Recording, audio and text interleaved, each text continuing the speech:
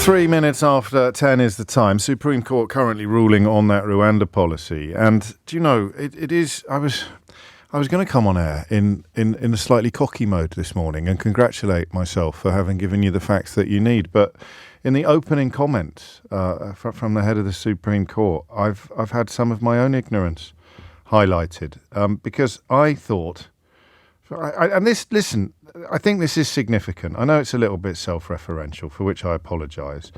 But I thought that the applications were going to be processed according to the British system, even though they'd then stay in Rwanda. I don't know why I thought that. At least I'm not as daft as Ian Duncan Smith, who thought that if the application was successful, you'd then come back to the UK as a refugee. In fact, quite a lot of people persisted in that belief. In fact, you might still hold that belief now.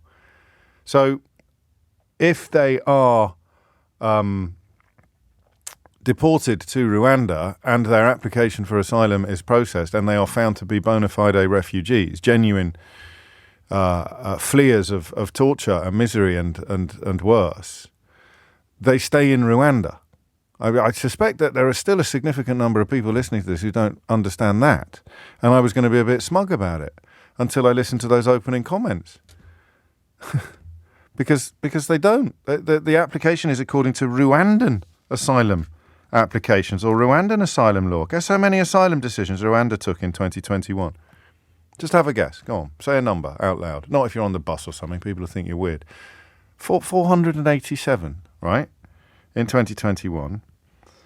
And as of July 2023, how many cases in the UK asylum system backlog do you think there were? 136,779. And a significant number of the people watching this verdict today, watching this judgment today, think that either successful applicants who are offshored will come here in the event of their application turning out to be sound, or as I did, that they were being judged by the British criteria for asylum, even though I understood that they would be staying in Rwanda. So we're just adding to the Rwandan burden of asylum applications. And Rwanda is a country where, as we discovered yesterday, they were still kidnapping and torturing political opponents until very recently. How do we know that? We spoke to their daughter, Corinne Kanimba, yesterday. And where in 2018, they shot 12 refugees dead who had the audacity to protest, I think it was about food rations.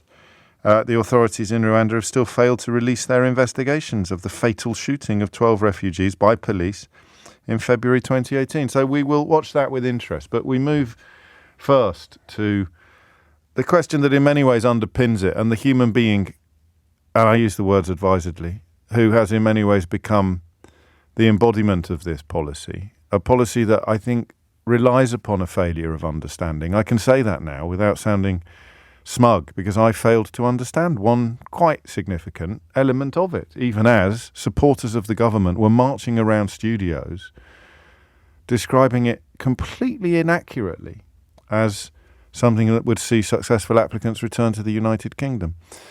It's Suella Braverman's baby. She didn't come up with it. She inherited it, didn't she, from Priti Patel? And whoever thought we'd sit here feeling almost wistful for the days of Priti Patel's tenure as Home Secretary, because Suella Braverman took the office to such unplumbed depths. And it was she who said, Braverman, who said that she dreamt about... That was such a weird thing to say. Is it sexist to hold off on criticising someone because they're a woman? Is it like a form of reverse sexism, inverse sexism? If Suella Braverman was a man, my goodness me, I could talk uninterrupted until 1 o'clock about how dreadful and awful. But I've just got this. It's probably my mum's fault. I just have this sort of weird chivalry. If that's the, and I'm blaming my mum now. That's even worse. Oh my God, it's like misogyny o'clock in the studio this morning. But my mum raised me to be very respectful of women, and so I find myself, even with someone utterly deserving of the utmost rancour, a Dorries perhaps, a Jenkins or a Braverman, there's a little bit of me that thinks, well, I can't describe them in the terms that I would use if I was talking about a man. But my God, she's gross, isn't she? Just gross. Listen, whatever your views on an asylum policy or an immigration policy may be, you don't lie in bed dreaming of people being deported And presumably she understood, although I wouldn't say this with 100% certainty. I'm not sure this is a guaranteed observation, but you would hope that she understood what the policy actually was. She understood that we were hoping to deport people to an obviously unsafe country, whatever the judge decides today, whatever the court decides today. She was dreaming of deporting people. She was dreaming of deporting people who may well be bona fide refugees to a country where refugees 5 years ago were getting shot dead by police, and 2 or 3 years ago where opponents of the government were being kidnapped and tortured. She was dreaming of doing that. So you take someone who's fled Afghanistan, or someone who's fled Syria, or someone who has fled persecution anywhere in the world, and they manage to get to the UK because they've got family here. Suella Braverman doesn't just want to round them up and send them to Rwanda, regardless of how credible their claim may be. Suella Braverman dreams about it. I think, crikey, it was a new low, that, wasn't it? It was a new low. But we will park that for the time being and return to the Supreme Court when the current decision is clarified. I will talk instead about the broader problem of Suella Braverman. Here's the bit I don't get, and it was quite odd to hear Kwasi Kwarteng, who, in my very, very humble opinion, should be, I think, denying us the pleasures of his public pronouncements for at least another decade. You wonder what you have to do. What do you do for a living? What would be, for you, in your job, what would be the most catastrophic thing you could possibly preside over? For me, it would either be having a huge potty-mouthed outburst that somehow bypassed the dump button, or libelling somebody really, really popular and beloved. So if you came on air this time last year, or no, not this time last year, you came on air 2 or 3 years ago and libelled Captain Tom.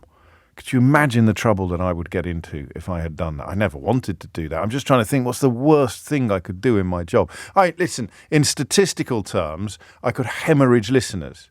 I could wave goodbye to the hundreds of thousands of people who tune into this programme.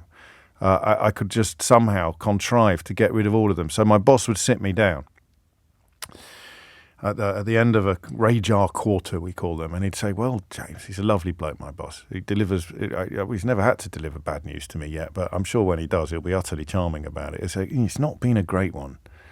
It's not been a great one, James. You're down to zero. I said, pardon? 0. You've got 0 listeners. I said, how the hell did that happen? He said, well, we're not entirely sure, but we think it might have something to do with your constant plugging of your own book. So yeah, I was beginning to think I might have gone over the top a bit on that. So if I presided over an audience decline from not far shy of 1.5 million to 0, then what would you expect me to be doing a year later? Pretending nothing had happened? Popping up for interviews as if I'm some sort of sage on matters economic? How bad would you have to be at your job to think that the time has come for a period of silence and reflection? Because however bad you'd have to be, Kwasi Kwarteng was worse. And yet he said one thing during his interview with Nick earlier today, with which I find myself in utter agreement. And that is this. He has no idea what game Suella Braverman is playing. So the polling on sacking her was staggering. It's one of the most popular things. I'm just going to tell you something that's true, all right? This isn't an opinion, it's counting. Sacking Suella Braverman is one of the most popular things that Rishi Sunak has done as Prime Minister. It achieved, in a poll published yesterday, a 70% approval rate. 70% of people think Mr. Sunak made the right decision in removing Suella Braverman as Home Secretary. 60% of people who voted Conservative in 2019 thought that he'd made the right. So arguably the single most popular thing Rishi Sunak has done as Prime Minister was sacking Suella Braverman, which if you got up really early in the morning, you could use to claim that giving her the job in the first place was actually a stroke of genius, because when he fires her a year later, suddenly he does the most popular thing he's done during his entire premiership. You remember, I keep telling you, look at the 15 to 20% that would be comfortable with a fascist dictatorship, the 15 to 20%, the UKIP contingent, the 15 to 20% who just can't really see beyond their hatred of foreigners, or actually their hatred of themselves being projected onto foreigners. They're never going to move, because guess what percentage of people said that removing Suella Braverman was the wrong decision? You got it, 17%, almost exactly the midpoint in the 15 to 20% that are driven entirely by biliousness and hate.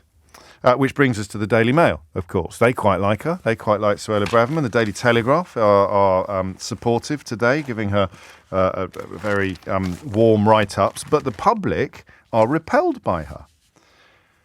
The public are repelled by her. And then we turn to the net satisfaction ratings for the Cabinet, which is a very interesting key to how the deluded Conservative Party membership are responding to the latest nonsenses being served up to them by people like Kemi Badenoch and Suella Braverman. And she's fifth there. She's not even in the top five. Johnny Mercer and Penny Mordaunt are well ahead of her in the net satisfaction ratings for the Cabinet. So, admittedly, this is from November the 6th, so it doesn't include her latest sacking, her second sacking. But it means that all of her talk about Rwanda, all of her talk about dreams, all of her talk about hate marches, all of her refusals to respect the wishes of a Holocaust survivor and moderate the language she deploys to talk about refugees, all of her very commoditized hatred, her very deliberate attempts to stoke up the worst corners of our society are not really working. Actually, maybe that's unfair to the Conservative Party membership. So she's fifth. She's only 3 ahead of Tom Tugendhat. James Cleverly is top. That's very interesting because I said to you about 6 months to a year ago, well, actually I probably said it both 6 months and a year ago, Cleverly's playing a blinder by doing absolutely nothing, keeping his head down, not getting involved in anything. I hesitate to say this because every time I say anything even vaguely warm about a senior Tory, they pop up the very next day and do something disgusting. But James Cleverly at least seems human. He seems human. I have met him and I liked him. We then fell out on Twitter, but that kind of doesn't count for anything. I met him and I liked him, and when I read yesterday that he delivered a speech at the Foreign Office that included the phrases, "I will not throw anybody under a bus. I will praise in public and I will criticise in private." I just found myself thinking, my God, they need to hear that in the Foreign Office, don't they? Having been used as tools and kindling almost by this dreadful Braverman woman, the full speech that Cleverly gave, I retweeted it yesterday, most of it. It just sounded like a grown-up had entered the building. But I stopped now offering up warm words for James Cleverly because as a patriot, I want a Foreign Secretary who's good at the job. And my praise for Tories generally seems to preempt the revelation that they're absolutely bloody awful. It's called the Hancock Principle, I think. 16 minutes after 10. So she's not winning over Tory members. She's completely alienating the country.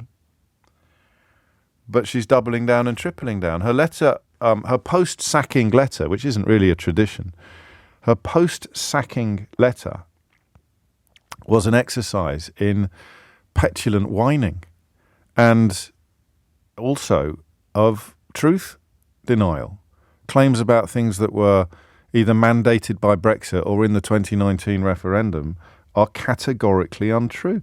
Categorically untrue. So, as I break the news to you that the UK government has lost the Supreme Court Rwanda ruling, I'll say that again, Suella Braverman's dreams have been dashed and the UK government has, as was widely expected, lost the Supreme Court Rwanda ruling, we find ourselves wondering what Suella Braverman's game is. It's 17 minutes after 10. We will respond both to that judgment and that question. Oh, I need to give you the phone number, don't I? If I don't give you the phone number, you know what happens. Same 3 people ring up every day and we never get to hear any new voices or interesting insights. 0345 6060 973. What's Braverman's game, given that the arithmetic suggests that she's alienating way more people than she's appealing to? And what do we think about her dreams of deporting genuine refugees to a country where refugees get shot, being so comprehensively dashed by the Supreme Court? Hit the numbers now, you will get through. And to be honest, a bit of immediate reaction to the Supreme Court ruling would almost make this sound like a proper grown-up radio show.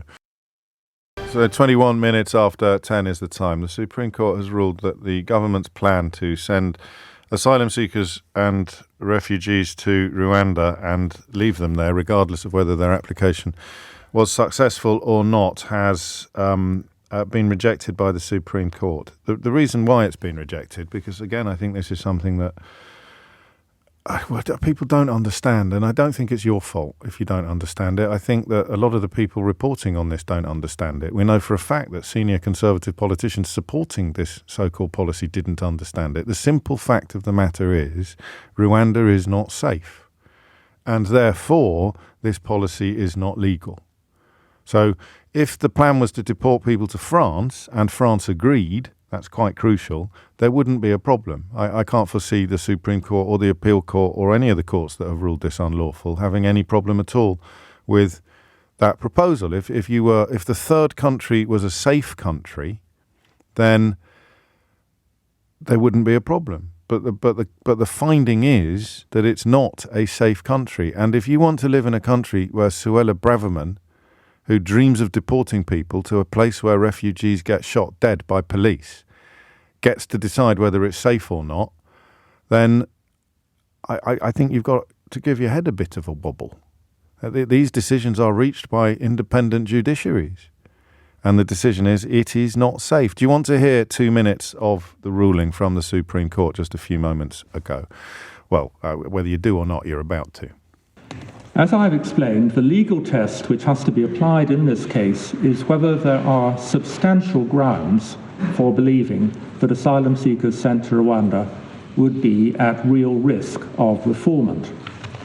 In the light of the evidence which I have summarised, the Court of Appeal concluded that there were such grounds. We are unanimously of the view that they were entitled to reach that conclusion. Indeed, having been taken through the evidence ourselves, we agree with their conclusion. We accept the Home Secretary's submission that the Rwandan government entered into the agreement in good faith, and that the capacity of the Rwandan system to produce accurate and fair decisions can and will be built up. Nevertheless, asking ourselves whether there were substantial grounds for believing that a real risk of refoulement existed at the relevant time, we have concluded that there were.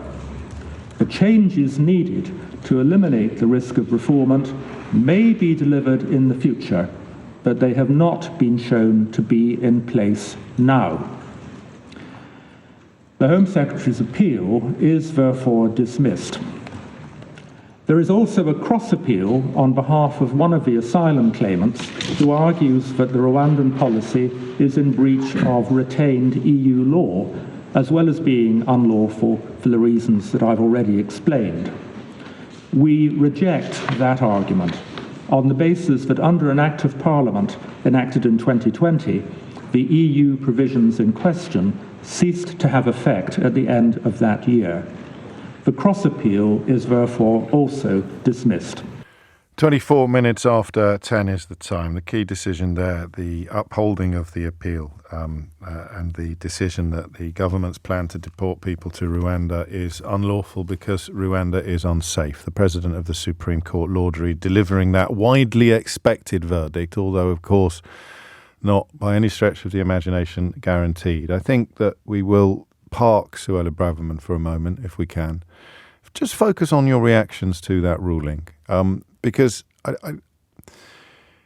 risk of sounding a little bit aloof, if you genuinely understand what was at stake here, I don't understand how you can have wanted it to go through, unless you're prepared to say, I really want refugees to be sent to an unsafe country. It's bizarre. It's just bizarre what's happened to our country in the last few years. Even if you think we take too many refugees, even if I let you hold on to that opinion, despite the fact that it doesn't really stand up to international comparisons or scrutiny, even if you think there are just too many people here and therefore the best people to get rid of are recent arrivals and foreigners, even if you think any of those things, it shouldn't lead you to where Suella Braverman goes. It shouldn't lead you to the belief that refugees should be sent to a country where refugees get shot. It just shouldn't. But I'm always open to persuasion, and I will open up the phone lines now on the simple question of what do you think of this? What does it do to the broader question of politics? What does it do to Rishi Sunak? We know it's dashed Suella Braverman's dreams, and if you want to get emotional and tell me why there's a tear in your eye today, then feel free to do that as well. 0345 6060 973 is the number that you need? Because I'll tell you now, nobody's got the answers to these questions yet. What can the government do? What will the government do? The government don't know. Make noises, read the room, change the law. We shall see. But what are your immediate reactions to this news? Because from where I'm sitting, I mean, it's terrible that we've had to come to this, but it's about the best news we've had in the context of persecuting foreigners since 2016. 27 after 10 is the time. Natasha Clark is LBC's political editor, and she is at the Supreme Court. What happens now? This is going to be really hard, I think, James, for him, the Prime Minister that is, to get out of. I don't quite see the way ahead. That judgment that was just handed down to us just now was incredibly damning, and also crucially it was agreed by all 5 of the Supreme Court justices. Now, last time at the Court of Appeal we had a split judgment where there was one judge who disagreed with the other 2 on the application of this point of law, but not today. All 5 of them unanimously agreed that there is a chance that anybody that is sent to Rwanda as part of the Home Secretary's migration policy could be then sent back to their home nation where they could be at risk of ill treatment. And that is the foundation of this judgment today, the point of law that was being looked at. They essentially agreed. Lord Justice Reed, reading out the decision today, said he agreed with the Court of Appeal and all of the points in it. I don't quite see how Rishi Sunak has any wiggle room today to get out of that. He is going to be scratching his head now, looking at how to respond to this, and we should be getting a statement at some point this morning from the government on what their next steps might be. I was speaking to some people yesterday who suggested that if they lose today, there could be a possibility of doing a legally binding treaty with Rwanda to try and get around some of those legal pitfalls they referred to them as. But I don't quite see how that would work in light of this judgment today, because all of these judges agree that there is still that risk of people being sent from Rwanda to an unsafe third country, and I don't think that a treaty with Rwanda would allay any of those concerns. So any hope of wiggle room, which under most analyses was Rishi Sunak's best chance here, has been summarily removed by the judges? Yeah, I think so. I mean, reading that judgment that's just come out, the final section, they've dismissed basically everything that the Home Secretary put to them to appeal it. The only thing that they did accept was that the Home Secretary in Rwanda did agree and enter the agreement in good faith. But yes, just listening to him just now, they said that there was a risk that the court system would be biased if there were any appeals in Rwanda for hearing these people's cases for why they should be allowed to stay and not be sent to another country or back home. And they also made the point that even the UK government themselves have made several complaints about the treatment of not just the Rwandan government but the police, including threats to kill people here in Britain as well. So it's painting a very damning picture of Rwanda as a country that obviously judges here feel it is not a safe country to send refugees and asylum seekers to. Like I say, I just do not see how the government can make a case that Rwanda is a safe country to do so, because all these 5 judges are unanimous in that decision. 487 asylum decisions in 2021 in total for the whole of Rwanda, just shy of 140,000 cases in the UK asylum backlog. So it's an utterly irrelevant policy in numerical terms or statistical terms. Why has it assumed such epic significance politically? It was obviously a huge gamble for the Prime Minister of the time, Boris Johnson, and for the Home Secretary of the time, Priti Patel, to even engage in the idea of sending asylum seekers to Rwanda. Their country is just not equipped to deal with this, like you say, just in terms of the sheer numbers. I saw pictures of Suella Braverman cackling outside what she claimed were the facilities in which the refugees would be housed. Yeah, and I went to see them as well. I went to visit Hope House Hostel in Rwanda. They took us round. They showed us where the refugees would be staying. I'm not going to lie to you. It seemed like perfectly fine accommodation to stay in, but that's not the point. The point is that Rwanda, as a country, cannot deal with the infrastructure, and that's what the courts have said today, with taking in all of the numbers of asylum seekers that we could possibly send from the UK over to Rwanda. And the judge today said The changes needed to eliminate the risk of refoulement may be delivered in future, but they have not shown to be in place now. This Rwanda policy now appears to me just to be dead in the water. Thank you, Natasha Clark. And the scale, the strength of the judgment, the unanimity of the judgment being particularly pertinent to Natasha's conclusions about the future of this policy. I'm interested in its past as well. I mean, again, we could play the coma game. If you've been asleep for 5 years, you woke up today and the entire British media and political establishment is focused upon the Supreme Court rejection of a policy that would have barely nibbled at the edges of our asylum backlog. You'd sort of wonder what the hell was going on. But Natasha just told us, obliquely, unwittingly, between the lines of what Natasha said, this dates back to Boris Johnson's premiership, where everything was about announcing stuff that would just get you through the next news cycle. Suella Braverman perhaps too stupid to realise, and Priti Patel too craven.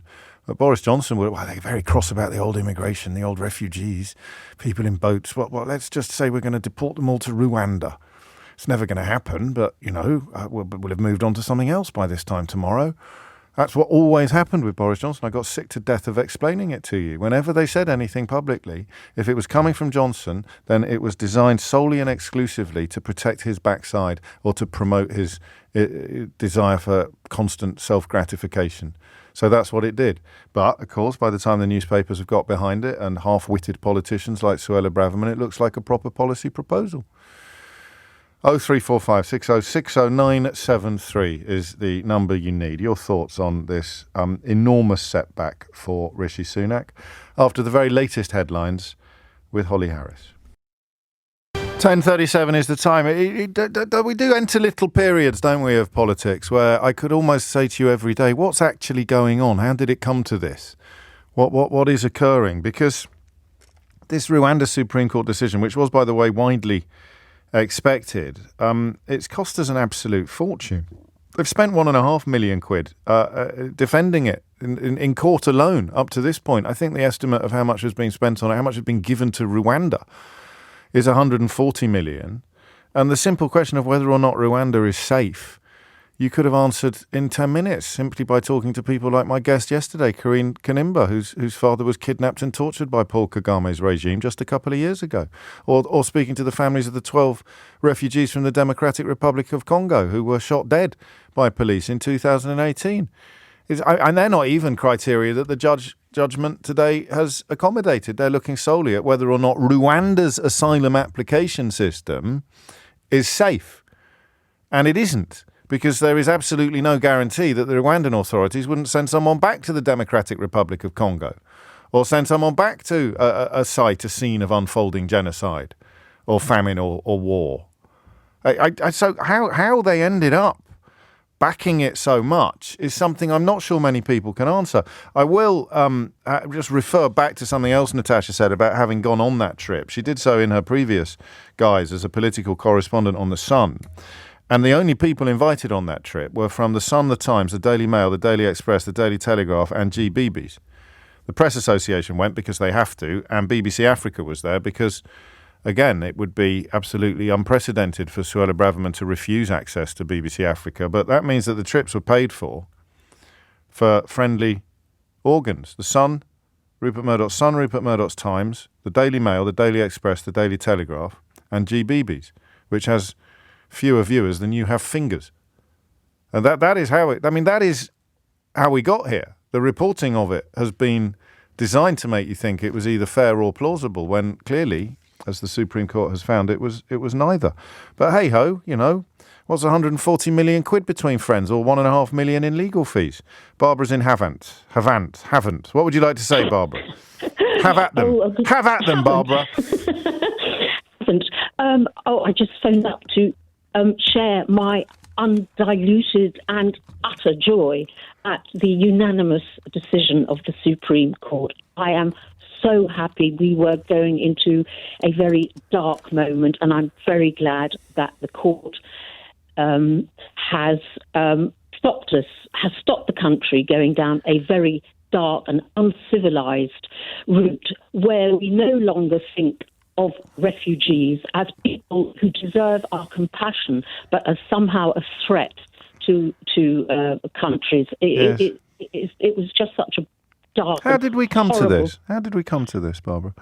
Oh gosh, how did we come to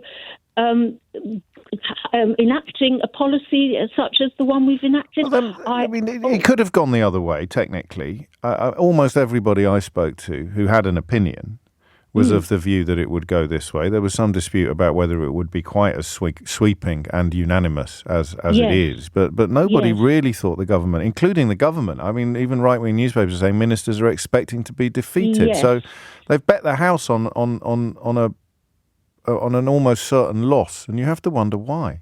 You do have to wonder why. Well, Colin Yeo on Nick Ferrari's show made an interesting point. He was brilliant, wasn't he? I heard that, actually. He always is. Yes. And he really knows his stuff.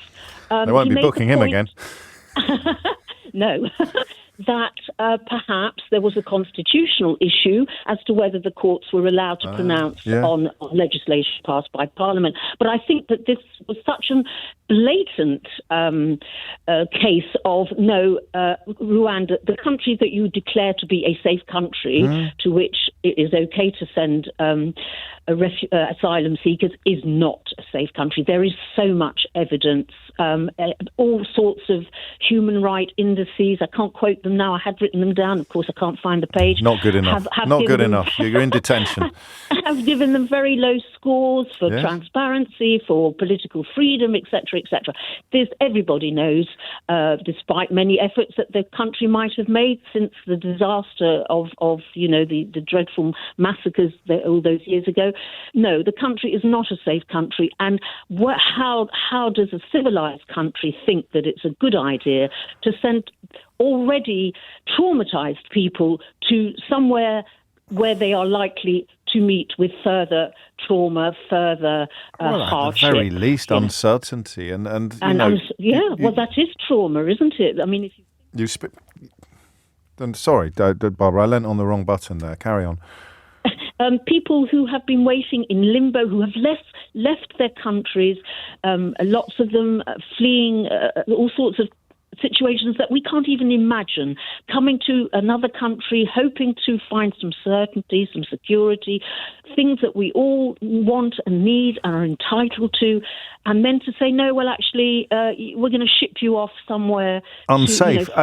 You've understandably swerved the question, which I won't ask you because I think it will probably elude all of us to answer this one. Is the dreaming bit. Can we get that clip just to remind ourselves how grim it is? Can we get the clip of Suella Braverman talking about dreaming about deporting people who we have subsequently discovered, because when she said that, most of us probably weren't paying attention, could and would include people who have been through the hellish situations that Barbara describes. Listen, if it means a lot to you, I will say now, there may be some lead swingers also caught up in this net. There may be some people who would turn out not to be bona fide asylum seekers. They would be economic migrants or whatever you prefer to call them. But that's not the point, is it? The point is that there would be people fleeing utter horrors. And Suella Braverman dreamt of deporting them to Rwanda, an objectively unsafe country. It is an extraordinary moment in British history, this. The more you think about it, the more baffled and disgusted you become. Unless, of course, you're part of Suella's army, Braverman's boys, the knuckle-dragging hooligans who sought to desecrate the cenotaph, no less, on Saturday in order to demonstrate how patriotic they are. I'll come to Lorraine in Whitehaven first after this. 10:47 is the time. It is easy to get depressed, isn't it? You know, we've got an Enoch Powell tribute act popping up on a game show now in the Australian rainforest, and until yesterday, this woman was Home Secretary. Her second crack of the whip after being fired for an egregious security breach, about which I think she lied during her first tenure in the job. But this surely must be a moment that, if we return to a space of equilibrium as a population, if we return to a semblance of normality, and I don't mean, necessarily a Labour government. I mean a Conservative government led by John Major, perhaps, or even the early years of David Cameron before the full horrors and cynicism of austerity became crystal clear to everybody, honest. If we ever return to that sort of normality, I wonder how this little episode, the fact that this came from the mouth not of a far-right fringe figure, but in fact a far-right Home Secretary. Why can't you stop the small boats coming?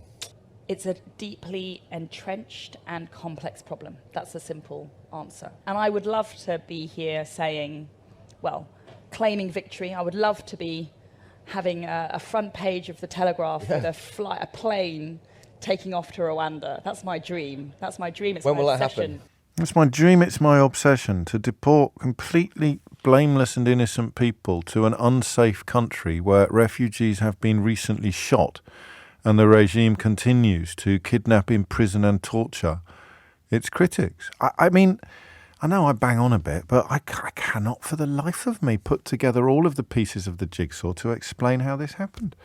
10:49 is the time. What do you make of it all? Lorraine is in Whitehaven. Lorraine, what would you like to say? Good morning, James. Hello. Thank you for taking my call and for giving me an opportunity to express, really, my relief. Yes. My initial feeling was absolute total relief that for once we have what seems to be a voice that is really speaking for the majority of the British people, because so many times we're told this is what the British people want, and that's what the Conservatives seem to trot out all the time.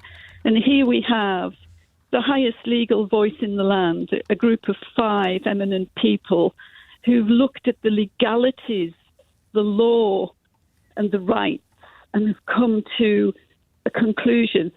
I listened to the whole conclusion. We're retired and very try to keep ourselves informed as we can about politics. And so we did listen, and the delivery and the clarity with which this ruling was delivered, Yes. I don't see how it can be challenged by anyone. In particularly, what was interesting was he was at pains to say that this is not just based on the European Convention of Human Rights. There is a passage in his delivery where he listed all the other conventions that Britain is a part of. Yes. And he was very clear that in the application of all of those, the decision is clear. It wasn't a political decision. He was at pains to express that, which I thought was wonderful, because it isn't a political decision. It's a moral decision. And I thought that today... This is paragraph 26 of the ruling, and it's the principle of non-refoulement, which I've almost certainly pronounced incorrectly, Lorraine, and it therefore given effect not only by the European Convention on Human Rights, but also by other international conventions to which the United Kingdom is party.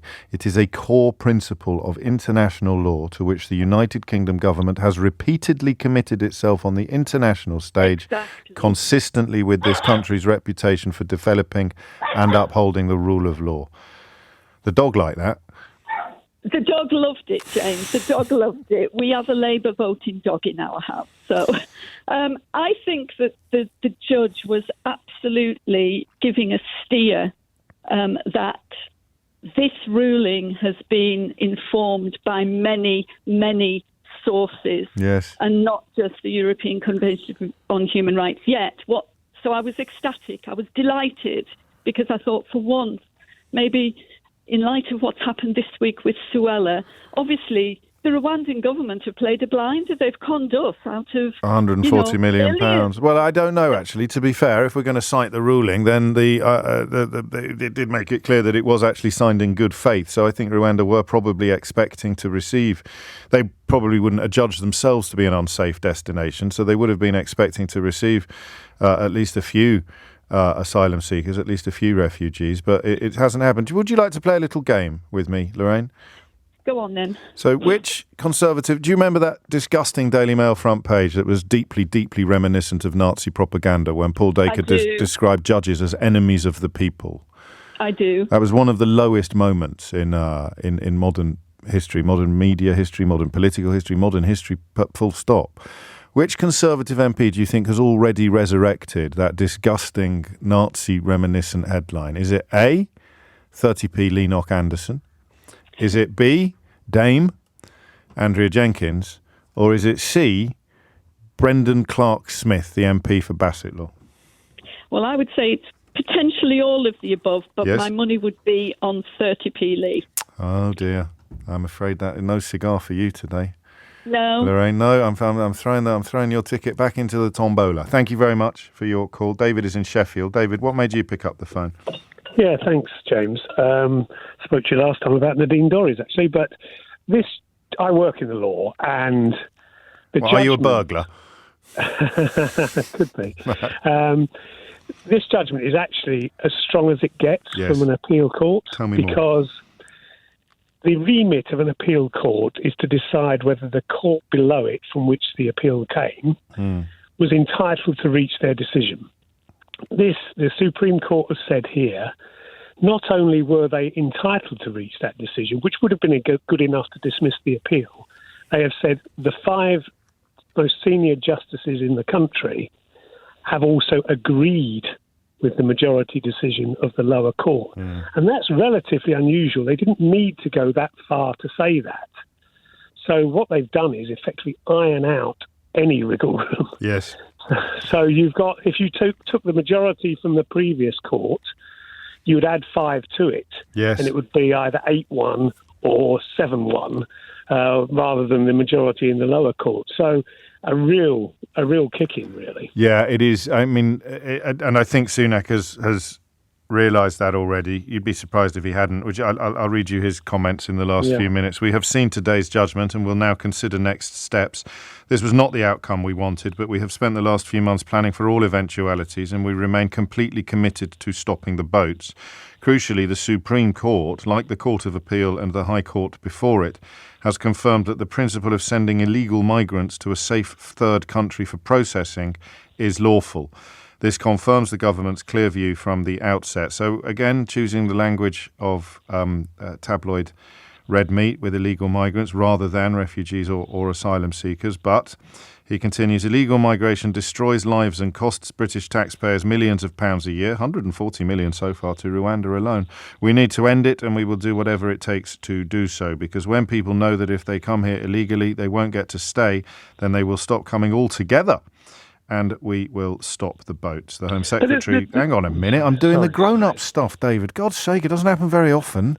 At least that's quite all right. The Home Secretary is expected to make a statement in the House this afternoon, and there'll be a press conference at Downing Street at approximately 4:45 this afternoon. Yeah, I mean, there's a grown-up solution to this, isn't there?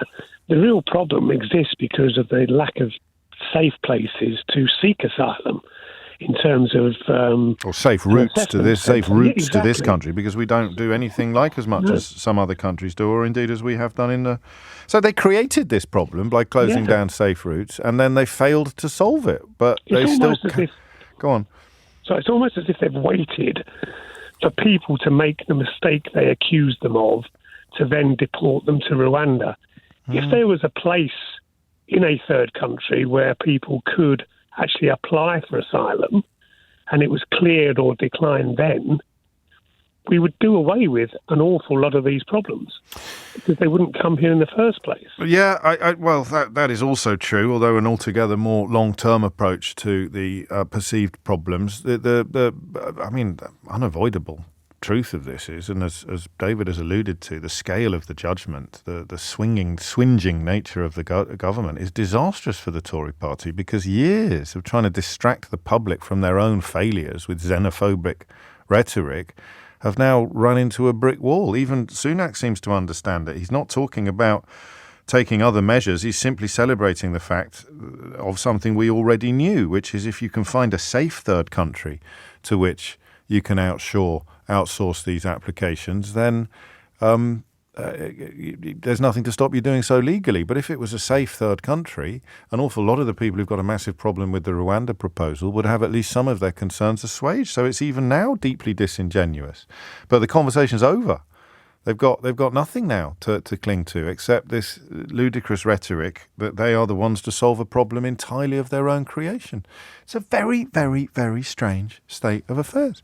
David, thank you. The phone lines are open. I think this is a big enough story for us to stay with. We'll certainly take a little bit more expert contribution as well. Adam Wagner, who's helped us out many times, a human rights lawyer, points out that the letter from Suella Braverman herself, in many ways, and she was too stupid herself to realise this. But this, of course, is a woman whose CV as a barrister contained a boast that she'd helped work on a legal textbook. And then the author of the legal textbook, it was brought to his attention by the Big Issue magazine, and he responded that she didn't help at all. I asked her to do some photocopying once, and that was it. So that's the mind that you're dealing with here. You're dealing with someone who's already become a barrister, much to the surprise, I'm told, of many of her law school cohort. When she got what's called a pupillage, they couldn't quite believe it. But secure a pupillage she did, possibly by deploying similar tactics to the ones she then put on her job description, on her CV, on her chamber's website, where she claimed to have been a contributor to a legal textbook written by a man who subsequently described her contribution as helping with some photocopying once. So that's the mind you're dealing with here. Therefore, it's perfectly possible she didn't realise just how much she was giving away by accident during her post-sacking letter yesterday. Pick over the detail of what she gave away and you realise just how rancid this whole episode has been. I'll explain after this. So we will get more expert analysis of this. It is one of the mornings where I'm very conscious of my lack of qualification for going in deep. But we can certainly go in hard. How did this happen? How did we become a country where a ludicrous and deeply immoral policy became a hook upon which Rishi Sunak's government, you remember, Mr. Professionalism, Accountability and Integrity, hung so much of their credibility when, as the dust settles on this Rwanda ruling, it is pretty hard to escape the conclusion that it would have been a miracle if it had gone the other way. What is surprising is just how far it has gone in the direction of rejection. No wriggle room whatsoever. And crucially, a complete clarity from these judges that the European Convention on Human Rights, even if we weren't in it, even if we were to dance on Winston Churchill's grave, even if we were to abandon one of his most precious legacies, even if we were to pull out somehow of the European Convention of Human Rights, this policy would still have been illegal. And remember that Suella Braverman was supposed to be a lawyer. She was an attorney general under Johnson, I think. The idea that she would be so ignorant of the law or so contemptuous of the law is almost unbelievable. But when you see one Tory knuckle-dragger already resurrecting that disgusting Nazi-themed Daily Mail front page, enemies of the people, then you realise that contempt for independent judges, a crucial constituent of fascism throughout the ages, well, they're now saying it. They're saying the quiet part out loud. It is extraordinary. The time is 4 minutes after 11. You're listening to James O'Brien on LBC. I'm going to try and find some comments from Idiot's Corner because it's important, I think, to reflect what is going on out there. You may hear these people on other shows. They sadly tend not to ring me anymore. Here's John. Bad news about Rwanda, and goodness me, mate, how you've managed to spell it like that. It's almost as if you've swallowed a Scrabble board and then vomited the letters back up again. Do you really think that the illegals, immigrants that are pouring in, with no you, would really go to a third country to apply? You know as well as I do they won't. The genuine refugees might, but not that many of them. If they were genuine, they would have stayed in the first safe country they came to. I mean, John, I almost have to admire the levels of ignorance you need to sustain that position after all of the explanation and evidence that has been provided, not least on this programme, about why that's completely stupid.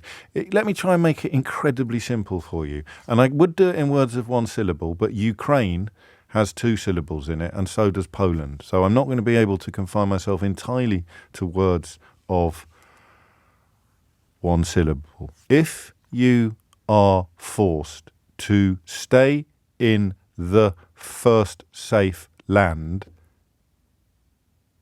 every single refugee coming out of Ukraine would have been stuck in Poland, pal. Just use your noodle, will you, before you waste 10pence texting me. 6 minutes after 11 is the time. Lizzie Dearden is a Home Affairs specialist, a superb journalist, currently plying her trade as a freelance and probably one of the closest observers of both the broader picture and the specifics of this morning's judgment. Lizzie, what for you are the key surprises, if that's the right word to use? Morning. I think the key surprises are really how far this ruling has gone beyond the Rwanda case itself. It was the Rwanda deal specifically that the court was deciding on, But the principles at case have actually made it much more difficult for the government to do any similar deals in future. Because what the court said is effectively any Home Secretary does not have the power to decide that such a scheme is safe just on the basis of what another country has promised them. So in this case, there are many, many issues with Rwanda: torture, political assassinations, human rights abuses, lack of a functioning asylum system, Afghans and Syrians being sent back to their home countries. The Home Office's position, I would say Home Secretary, but obviously we've had many. Yes. The Home Office's position was that didn't matter because Rwanda had promised the UK that under this agreement, that wouldn't happen and people would be processed lawfully and safely. What the Supreme Court said is that the government did not have the power to make that call on promises alone. And because it's a Supreme Court, that principle will now apply to any future deal the government tries to do. So you can't just take the word of a country that is abusing refugees that they won't abuse these ones in layman's terms and in a nutshell. Exactly that. And the court drew quite a strong constitutional line there. They rejected one of the arguments that had been made on behalf of the Home Secretary, which likened the case to national security. And where there are national security decisions, it's convention for courts to give a high degree of what they call regard to political decisions on the basis that the government and security services are privy to information that the judges are not. But in this case, they said, no, this is an issue based on facts and evidence, and on the facts and evidence, this is not safe, and the Home Secretary can't decide otherwise just because Rwanda said so. Facts and evidence, eh? They had to come back round eventually, didn't they? And the role of the European Convention on Human Rights in this, and that perhaps, again, a slightly surprising conclusion that even if we had somehow extricated ourselves from it, this ruling would have stayed more or less the same. Yes, exactly. So what this ruling came down to was the issue of safety in Rwanda, and specifically the issue about whether refugees sent there could ultimately end up in the countries they originally fled. That principle is called non-refoulement. The people who appealed against the Rwanda deal used the European Convention on Human Rights to kind of bring into effect that principle that they couldn't be sent back to unsafe countries. But what the Supreme Court said is that principle isn't just contained in the European Convention of Human Rights, it's also contained in multiple international treaties, multiple UK laws that were passed as far back as 1993 by a Conservative government. Yeah. And so merely withdrawing from the ECHR, the European Convention on Human Rights, which some Conservative MPs, including Suella Braverman, have advocated for, that would not solve this issue and that would not make the Rwanda deal or anything like it legal. Is this paragraph 52 are you referring to? I haven't got the ruling in front of me at this don't moment, worry, because no, that's fine. One of my listeners, Jason, is very active in this field, very, very enthusiastic. He suggests that there is, there appears to be an oblique suggestion, an implication that government officials would have been well placed to determine whether Rwanda was actually safe or not, but that ministers might not have listened to them. Yes, that happened as well. What they did point out, during the course of this case, we've had a lot of evidence on how Rwanda was actually selected. And what the court heard going right back to the first stage was that actually officials in the Foreign Office had advised against Rwanda even being considered. In 2020, when the government first went to the Foreign Office and said, look, we're considering doing this kind of deal, can you draw us up a list of countries that could be suitable? The Foreign Office said not Rwanda, and it was added back into consideration when they said particular interest was shown by Boris Johnson and Priti Patel. There it is. The particular interest was shown by Boris Johnson and Priti Patel, despite the fact that everybody qualified in the relevant departments was telling them that Rwanda could not and would not be a suitable destination for these human beings. I mean, it is actually remarkable because they pressed on with it, and we may wonder a little about why they pressed on with it in the face of such overwhelming objection. What happens now, finally, Lizzie? What happens now? Well, there's no further route of appeal for the government. We have just very recently had a statement from the new Home Secretary, James Cleverly, and there's no sign in that brief statement of the government attempting to contest this case any further.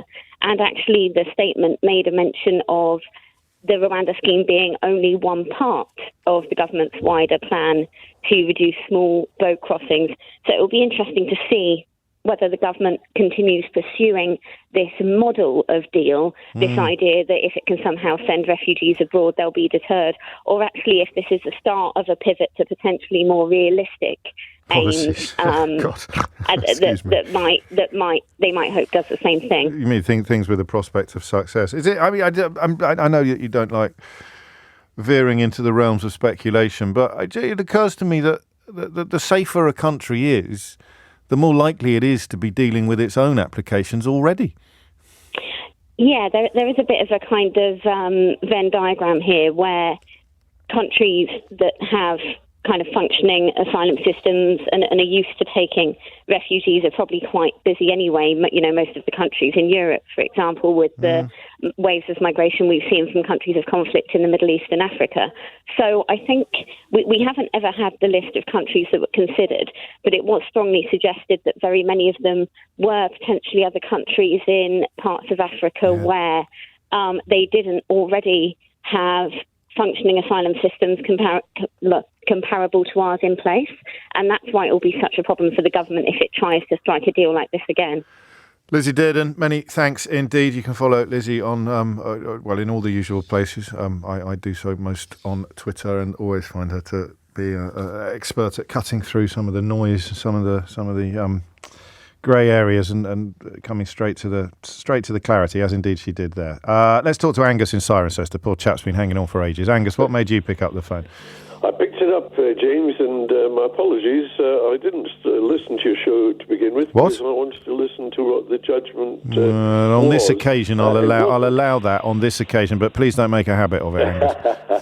It wasn't unexpected. In fact, the judgment was as expected. But what stirred me up and got me really angry with the government was the fact it was unanimous. They went through point after point of law. Also, as has been mentioned by others since I listened, facts that this was clearly an unsafe country. Yes. And I wonder why. I mean, I said, if I went to court and spent an enormous amount of money because my lawyers advised me, I'd be furious with the lawyers.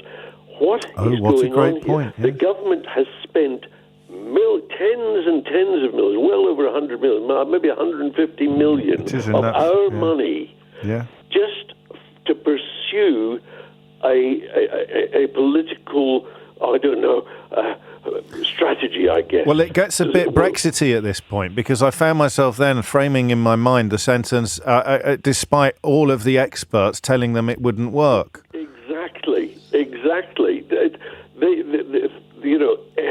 Blind Freddie. I mean, honestly, as the Supreme Court judge went through point after point after point, I was saying to myself, how on earth could the government have ever imagined that this was going to be allowed and to be legal? And so they've spun it out. And of course, I expect them to spin it out further. You've mentioned already that Tory MPs are saying, these judges again and enemies of the people and so forth and so on. Rishi Sunak's claim of integrity and all the rest of it is just absolutely it just gets more and more ridiculous out of the water by today's decision. Yeah, I mean, I wonder whether, having fired Suella Braverman already, he's sort of thinking maybe I should have waited until this and then fired her, and claimed that I trusted her. She's a lawyer. I'm not. I'm a money man. I'm a numbers man. She's the lawyer. She told me this was all golden. Oh, what an absolute... I don't know, though, because he's apparently quite a control freak. I was reading somewhere that even when he gets into a car, he tells the driver what route to take. He thinks he can do everybody's job better than they do. But it might perhaps have given him a little bit more wiggle room to be able to pin this all entirely on her. And what does she do now? Her dreams haven't just been dashed. They've been run through a mangle, cut into a million different pieces and set fire to. And the more we talk about it today, the more it becomes clear that this was almost inevitable. The only thing that was in doubt, perhaps, was the extremity of the judgment, and it could not be more extreme, or indeed worse news for this government. And the other thing, thank you, Angus, very briefly before we go to the next junction. This is what happens with populism. Populism is like trying to feed a bottomless pit. You think, I'll just throw some more into it, then we'll be okay. But when the people in charge become populists, it's all right when the people on the sidelines are populists. You know, most obviously in the context of racist policies, it would be Nigel Farage. But when it's actual policy makers that go in for populism, that's when the wheels come off. Or when you have to ramp it up to the reality denial status of proper fascism. Because you can't ever sate populism.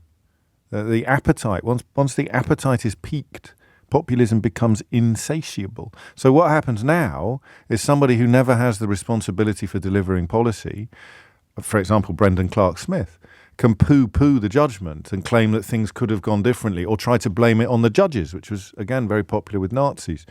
Try and blame it all on the judges, because you're really blaming it on the law and the clever people who understand it. But if you're a thick person who doesn't, like Brendan Clark-Smith, then the temptation to blame it all on the judges becomes irresistible. And the populism moves into a new gear, because the populism becomes, like Brexit, this could work if only people believed more, or this could work if only if it wasn't for you pesky experts, or this could work if only if it wasn't for you pesky judges. So the sidelines now become populated by people claiming that this could have somehow worked in an alternative universe. And that is the door that Brexit opened. The idea of alternative universes, where alternative facts are as applicable as actual facts, and where truth is negotiable, and where facts are less important than feelings.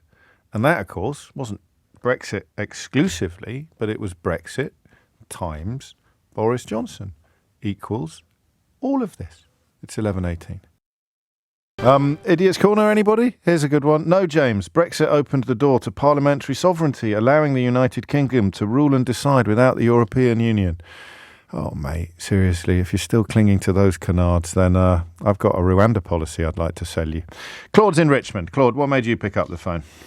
Good morning, James. So what made me pick up the phone is I am really glad that the outcome has said that this Rwanda plan is unlawful.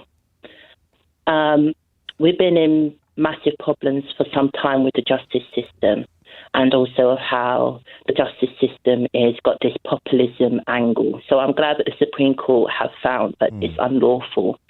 However, what the problem that we do have, and we have to look at, is the reason why we need a ceasefire, for example. Well, We've had so many... I don't want to sound ungrateful, but I've got quite enough on my plate with the topic that I've chosen to talk about this morning. Okay, well, in regard to the topic that we are talking about... Ceasefire will be on the agenda tomorrow, almost certainly, after the vote this evening, and Keir Starmer's continuing troubles with the issue. But I think the failure of the Rwanda policy, I thought quite obviously, Claude, is what we're actually talking about today.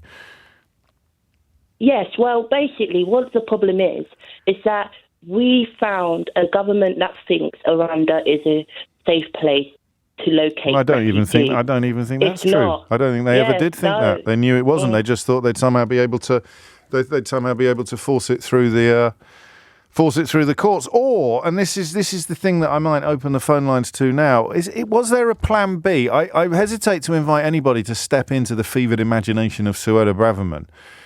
You'd have to have a good wash afterwards. But would there be a plan B? Because, you know, this Brendan Clark-Smith character, who is in very, very grave danger of making Lee Anderson look intelligent, he's already gone for the front page that the Mail used to attack judges during the post-Brexit chaos, the Enemies of the People front page, probably the single most disgusting newspaper front page of my lifetime, with the obvious exception of Kelvin Mackenzie's Hillsborough front page, which is just in a class of disgustingness and horror, all of its own. But in the cycle of normal news, rather than a disgusting man telling disgusting lies in the hope of making his readers, I don't even know. I don't even know how you go down that road with the Hillsborough front page for The Sun. But the Enemies of the People front page on the front of the Mail, to be resurrecting that now is extraordinary. But is that plan B? So these angry, thick people who have dominated British politics now for 7 years and have taken over the Conservative Party, they now want to turn their supporters against judges, against laws, against human rights. I mean, we know that they do, But reading this judgment, and the more you read it, the clearer it becomes that they were almost certainly doomed to fail. What was Plan B? Maybe Plan B has been completely scuppered by the unanimity of the ruling. Thank you, Claude. Giles is in Tilburg in the Netherlands. Giles, what would you like to say? Hi, James. Thank you for having me on. You're very welcome. You've been a source of sanity as I despair over what's happening in the UK from my exile in the Netherlands. People often say that to me, Giles, but it has occurred to me latterly that I don't know that you're telling the truth. Perhaps you're as bonkers as the day is long. I don't know that I've helped to maintain your sanity, do I? How are you going to prove it? Bonkers, but hopefully in a good way. Carry on. What I wanted to say, it's great the Supreme Court has validated decency. And it makes me wish I could do PMQ today, as it's ironic the most forceful critic of the government now is Suella Braverman, or as the chap on LBC in the evening calls her, Suella Doberman. Who does that, Nick? Abbott? I can't remember his name. I only listened to the evening show once. But anyway, instead what Sunak's going to get is a rather tepid gumming from an elderly sort of beagle. It's very depressing. You mean Keir Starmer? Yeah. Yes. You're in danger of doing what Claude did and just veering a little bit too far away from the topic that's actually under discussion. So I will politely steer you back into the Rwanda lane, if I may. You may, obviously. And also, remember, Starmer's a lawyer. He's a former director of public prosecutions. Today, and I grant you that there are many occasions where he fails to rise to the occasion. But today is one of the days where you'd expect Starmer to be on form, actually. We shall see. We shall reconvene, Giles, afterwards and compare notes. I mean, it would veer off away from the actual topic of your call-in, because I actually have a precise idea of what I would say. But regarding the Rwanda situation, I think it is going to further highlight how the right of the Tory party has moved further right. As they have been shameless for some time. Yeah. But Suella is basically going to be campaigning to be leader of the opposition until the election. But this has done her. I don't think this has done her any good at all. So you're looking at that possibility on Monday that by getting rid of her, he was calling time on the culture war. And then yesterday we thought that appointing Esther McVeigh as the new Gammon Maypole somehow meant that he was keeping the culture wars alive. But the more I thought about that when I came off air yesterday, the more I thought she's such a rubbish Gammon Maypole and she's going to have no input whatsoever into proper policy. She's just going to make announcements about blobs and say, I am here to fight the blob or the tofu-eating wokarati. She won't be allowed anywhere near cabinet proper or indeed substantive policy making. Maybe he is dialing down the culture war stuff. He's just thrown Esther McVeigh's Gammon Maypole to the sort of gnashing idiots like Clark, Smith and Anderson on the backbenches. And then you see today's ruling giving Sunak even more room to go into the next election as the slightly more centrist. He's not a centrist. David Cameron's not a centrist either, but as not encumbered by the bile and hatred of people like Braverman, so he could at least look back on his defeat and think, well, at least I went into the election being a little bit truer to myself than I was when I pretended to be on the same page as people like Braverman and Anderson. I don't know, Giles. Well, but PMQs is on the way. Thank you for reminding us. Natasha will join us at about 10 to 12, I imagine, and we'll have a look at what's likely to come up, although there are no prizes then for predicting what the main topic of conversation may be. Scott's in Glasgow. Scott, what would you like to say? Hi, good morning, James. Hello, Scott. Mixed emotions. Yes. One, obviously so happy that this ruling has come through, and utterly depressed that where we've got to. I was always wondering what was going to be the story that broke the camel's back. It would make me finally lift up the phone to you after it's all always these interesting. years. It's always interesting that. And I can only hope that Suella Braverman has been as far as we'll go, because if she had a political dream, well, I certainly have a political dream, and my political dream is this cult that has become the Tory party gets absolutely obliterated at the next general election. They talk about speaking for the silent majority.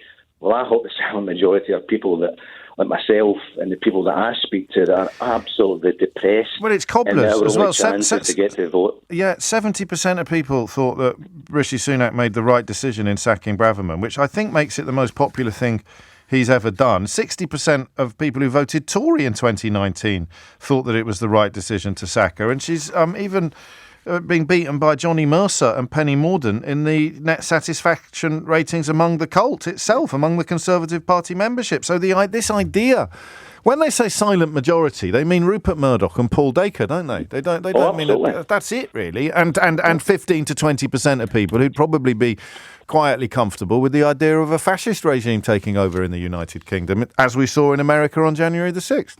Well, yeah, because I'm also seeing today's news, and I'm looking at the language that Donald Trump is using, and I just don't know where to go with this. I've got a 20-year-old son, and we're having so many discussions now. Oh, that's good. And I feel I'm enjoying them, but I feel for his despair of what hope does he have? Everything's broken. It's a whole soap opera. As the author of How They Broke Britain, Scott, which is currently available in all good bookshops and riding high in the bestsellers chart, I cannot dispute your analysis that everything is broken. However, I can give you some hope, and it's two quite strange words that you're probably not expecting. Amber Rudd. So if you go back just 5 years, you would encounter a period of British politics in which Amber Rudd resigned twice. First as Home Secretary, appropriately enough, because she inadvertently misled the House of Commons about something that had happened under Theresa May's watch, but she felt the burden of ministerial responsibility and the weight of tradition, principle and history on her shoulders. So she resigned as Home Secretary, brought back into the heart of government later as Business Secretary, I think by Johnson. Johnson was certainly in charge when she resigned again, not just as a minister, but she resigned the whip entirely in complete protest at what Boris Johnson was doing. So not only has she been completely vindicated, which isn't pertinent to the question you ask about hope, it reminds us it's not that long ago that even people we disagree with politically were still abiding by the rules that we all should respect. So if we can come so far so quickly in the wrong direction, my hope is that we can go so far so quickly back in the right direction as soon as you've got some adults in charge. Well, that's how do we get there? Because my concern is now that politics has become a soap opera. It's actually a good week to talk this. We're talking about I'm a celebrity. Well, yeah, there you go. That these at Love Island, where we get our entertainment, our politics is actually becoming, in some warped way, the entertainment of what's a soap opera. Well, that's why that's one of the things I like about Starmer, and there's plenty that I don't like, but I don't think anyone's ever going to accuse him of getting into beauty contests or prioritising shallow posturing over attempts at pragmatism and policy making, albeit that he will get some things wrong. Thank you, Scott. And regards to your boy as well. You see, that gives me hope. He's more politically engaged than he would be if we were living in a good period.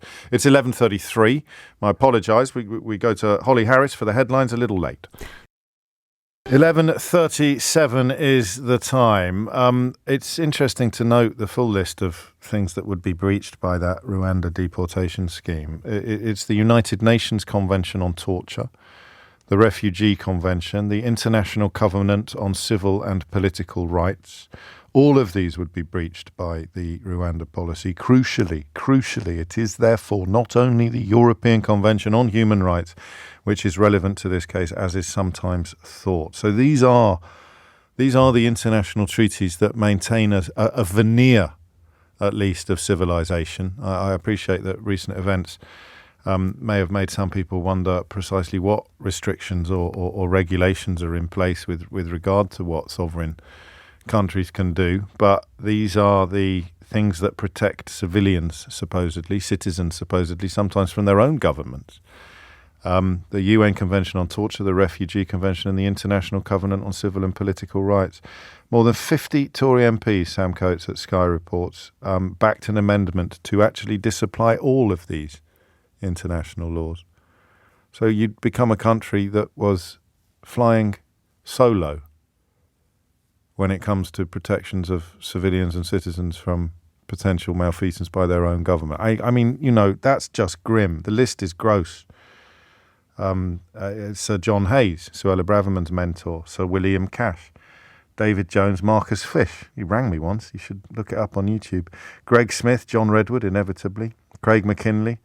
This must be from a while ago because Andrew Bridgen's on the list. And there's our friend, Brendan Clark Smith, the fellow who's currently deploying Nazi-style language to go after the judges who've handed down this decision. And the list continues. So that was, I forget precisely when it was, but they were seeking to effectively abandon everything that covers what could be loosely described as civilian protections. In fact, I would say next time you hear the phrase human rights, just translate it in your own head to civilian protections, citizen protections, and possibly it would do the job that it's designed to do, that people who denigrate or mock human rights have rather successfully polluted in recent years. 11:39 is the time. I'll talk to Matt in Manchester, and then I've got something quite entertaining for you, I think, potentially. But no, actually, I'll do that first. Should I do that? No, Matt, quickly it'll have to be. What would you like to say?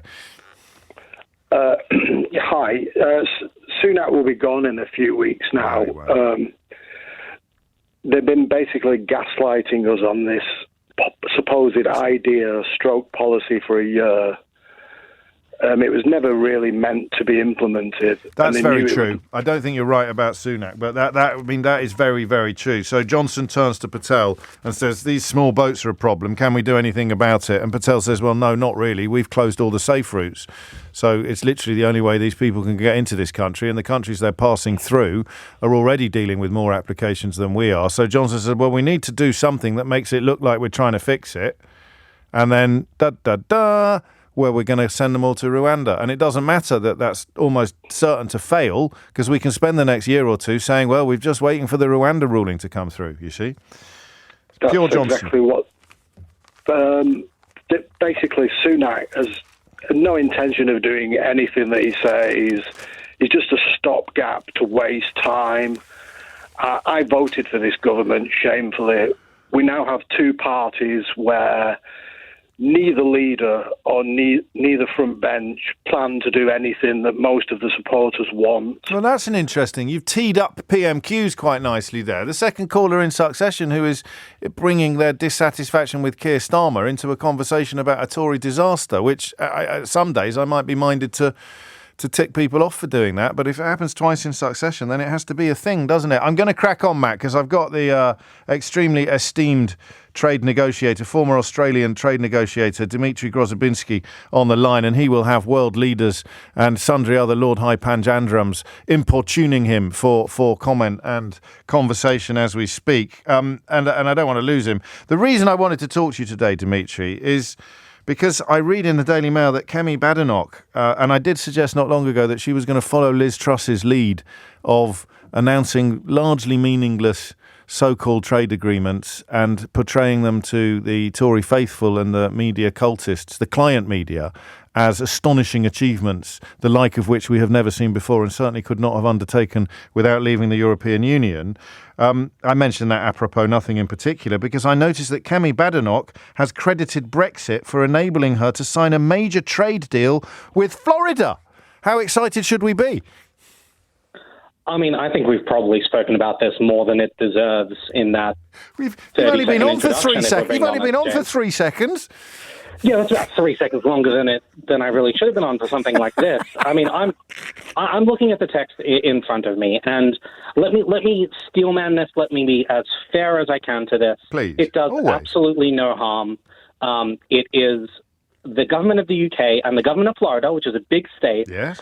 Signing a document that basically just goes, let's just look and see if in the future there's some ways that we can be more helpful.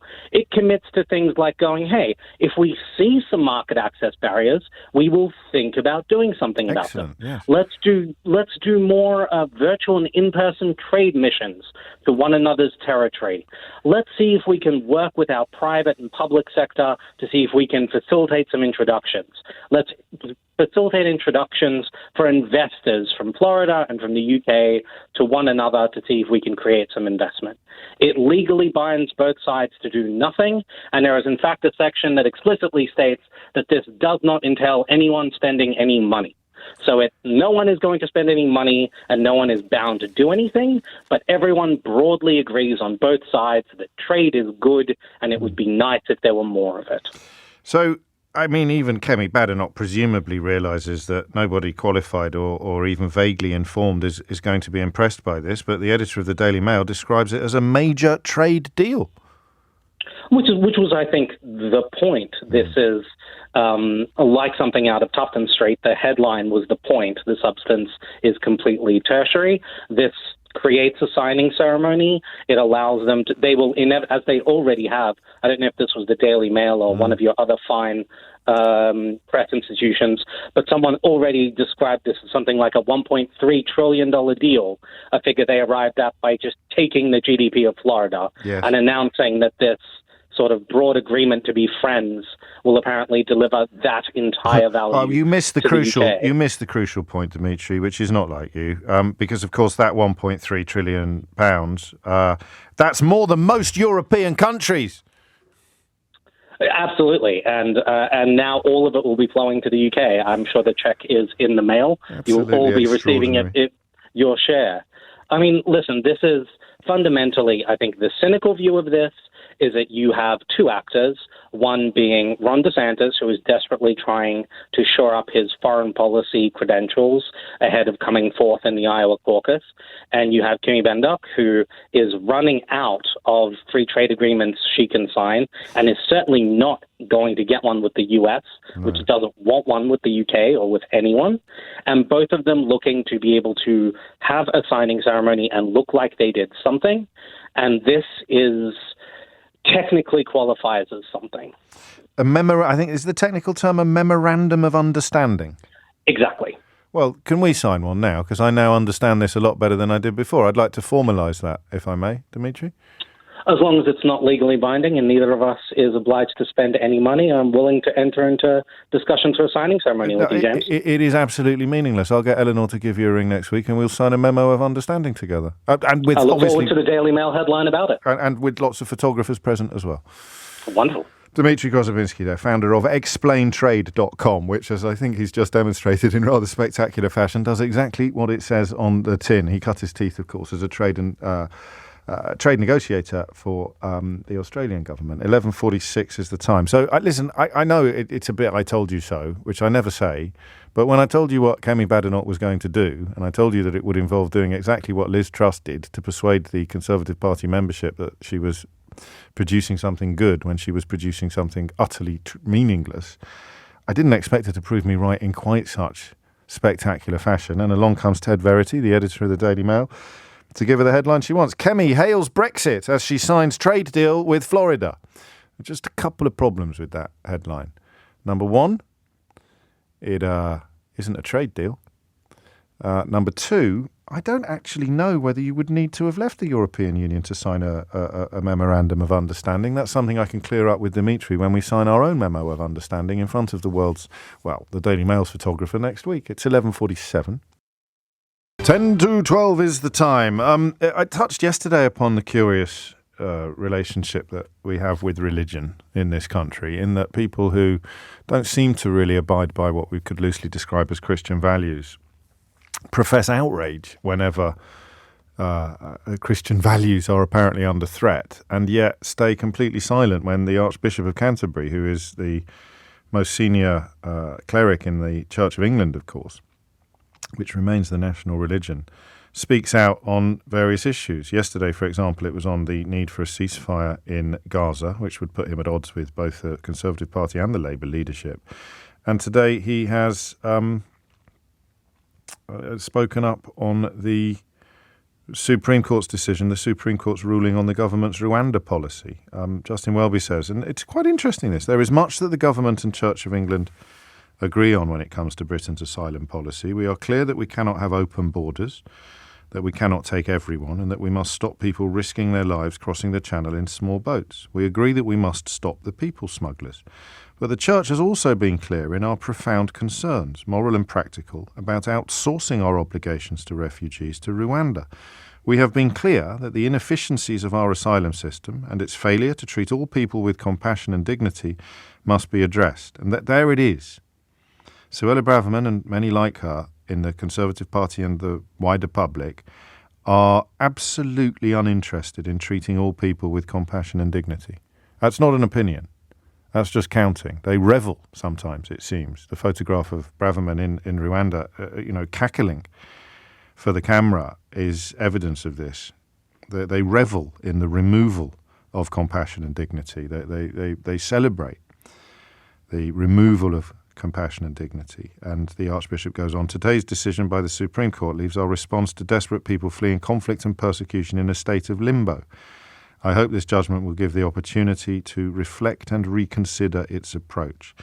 And he closes, there's a lot more, but I won't read it all. He closes with a quote from Matthew, where Jesus says to his disciples, whatever you did for one of the least of these brothers and sisters of mine, you did for me. In a world where so many are suffering in conflict, persecution, and extreme poverty, the Archbishop concludes, I pray that we keep these words in mind. Yesterday, of course, the great defenders of Christian values were getting very cross about a calendar that the National Trust had issued that didn't contain the dates of Christmas and Easter. It was a inclusivity calendar designed to address the festivals that are not ordinarily at our fingertips or things of which we are immediately aware. And just because I increasingly feel somebody has to, I had a little look yesterday at the National Trust website to see if there was any basis to the claim that the National Trust was essentially seeking to cancel Christmas, no less.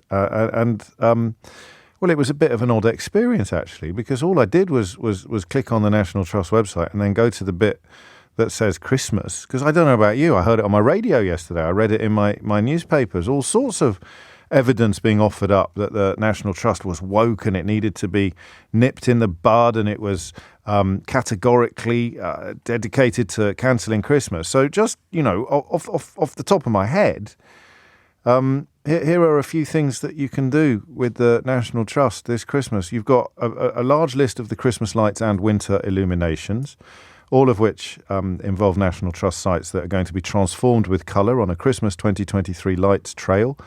You can book tickets for that on the website. You can visit Father Christmas at a variety of grottos up and down the country, because of course he works extremely hard in the run up to the festive season. You can do that. Historic houses are being decked out for Christmas. You can step back in time and experience a historic Christmas firsthand. You can see houses decked out with decorations from across history and be transported right back to the festivities of the time.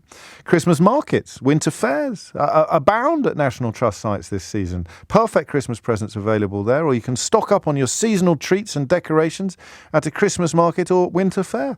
You can join a Christmas craft workshop to learn how to create colourful decorations and memorable gifts. 17th century Christmas at Moseley Old Hall, a 1960s Christmas at Chastleton, a 1970s Christmas at Lamb House, a Christmas journey to the North Pole at Mottisfont, a community Christmas in Comer Woods, a fairy tale Christmas at Polesden Lacey, a Georgian Christmas at Quebec House, a magical Christmas with Gibbside, a Neverland Christmas at Himpton Ampner, a Nutcracker Christmas at Nyman's, a storybook Christmas at Chartwell, an Ants Christmas at Emmett's Garden, a below stairs experience at Osterley Park, book to see the Christmas lights at Tringwainton, Buckland Abbey Christmas, celebrate Christmas together at Kingston Lacey.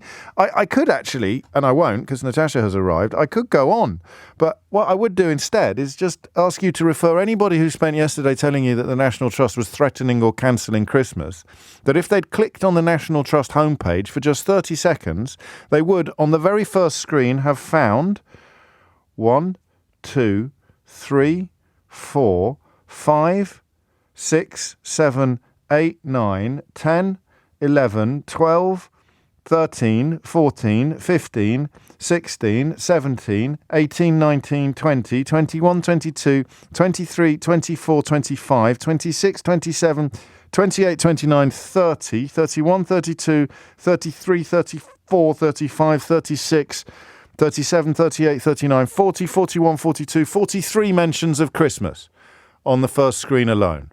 But whatever you do, don't let the woke mob at the National Trust cancel Christmas. Alternatively, you could start questioning whether the people telling you to get cross about this who also, of course, told you to vote for Brexit and that Boris Johnson would be a brilliant Prime Minister, perhaps it's time to start taking what they tell you with a pinch of salt. Speaking of Prime Ministers, Natasha, I don't think I'm going to give you any prizes today for predicting what... Well, I just think that we can probably have a fair crack at guessing what Keir Starmer's going to open with. It's ridiculous. I'm sorry, that's the way it works. Okay, fine. Well, we don't need to predict exactly what's going to happen at PMQs, do we? We all know that everything is going to be dominated by the Supreme Court row, which has erupted this morning. I've just come from the Supreme Court where I watched the judge give down this judgment. I've got it right in front of me if you'd like to read it later in the break. It's very long. It's very damning. The Rwanda policy is dead in the water to this lunchtime, I think. I think it's fair to say the government are looking at next steps, but I don't see how Rwanda... And I think we were talking earlier about what wriggle room the government have. It's not Rwanda. It's going to be the government looking, I think, to other deals with other countries instead. Their argument this morning, we've had a statement from the Prime Minister, is that the idea of sending refugees to third countries was not ruled to be illegal by the Supreme Court. So their answer... Safe, as long as they're safe. As long as they're safe. So their answer is, OK, well, let's look at other countries to see whether that could be something we could do instead. The problem there being, perhaps, that the safer a country is, the more likely it is to be dealing with its own asylum applications already, because the appeal of Rwanda, if you like, was that it hardly had any, and therefore they'd be quite keen to process ours. There is another alternative, which the Deputy Chairman of the Conservative Party seems to be offering up at the moment. I speak, of course, of 30p Lennox. He says the government should ignore the Supreme Court ruling and send migrants straight back. He doesn't specify where. He says put the planes in the air, ignore the laws, and send them straight back. Now, Rishi Sunak sacked Suella Braverman yesterday. If you've got a deputy chairman of the Conservative Party, traditionally the party of law and order, I believe, saying ignore the laws, in normal times, that would probably be a sackable offence as well. It is, and it's not just him. There was actually an amendment put down by another MP, Jonathan Gullis, earlier this year in the illegal migration bill when they were discussing that, which said, and this is actually an interesting point, the Supreme Court earlier today said that even if we leave the ECHR, there are plenty of other laws, both in British and European law, that we would have to consider and we have to abide by. And this amendment by Jonathan Gullis that was brought forward, I think signed by up to 60 Conservative MPs, would be to override all of these laws. It is something. All of them. Convention on torture, torch it. A lot. Get rid of it. Don't know. Who cares? Send them back to places where people are tortured, where we know they're tortured, but we should send them there anyway, because they're foreign. Let's just do it. Let's just do it. I'm reminded again of the words of the Archbishop of Canterbury about the importance of treating people with compassion and dignity. It is hard to think of a clearer demonstration of some people's determination to never treat these people with compassion and dignity than precisely the amendment you refer to. Well, let's go now, shall we, to Rishi Sunak and see what he's saying first. There are further elements that they want additional certainty on, and noted that changes can be delivered in the future to address those issues. The government has been working already on a new treaty with Rwanda, and we will finalise that in light of today's judgment. And furthermore, if necessary, I am prepared to revisit our domestic legal frameworks. Let me assure the House, my commitment to stopping the boats is unwavering.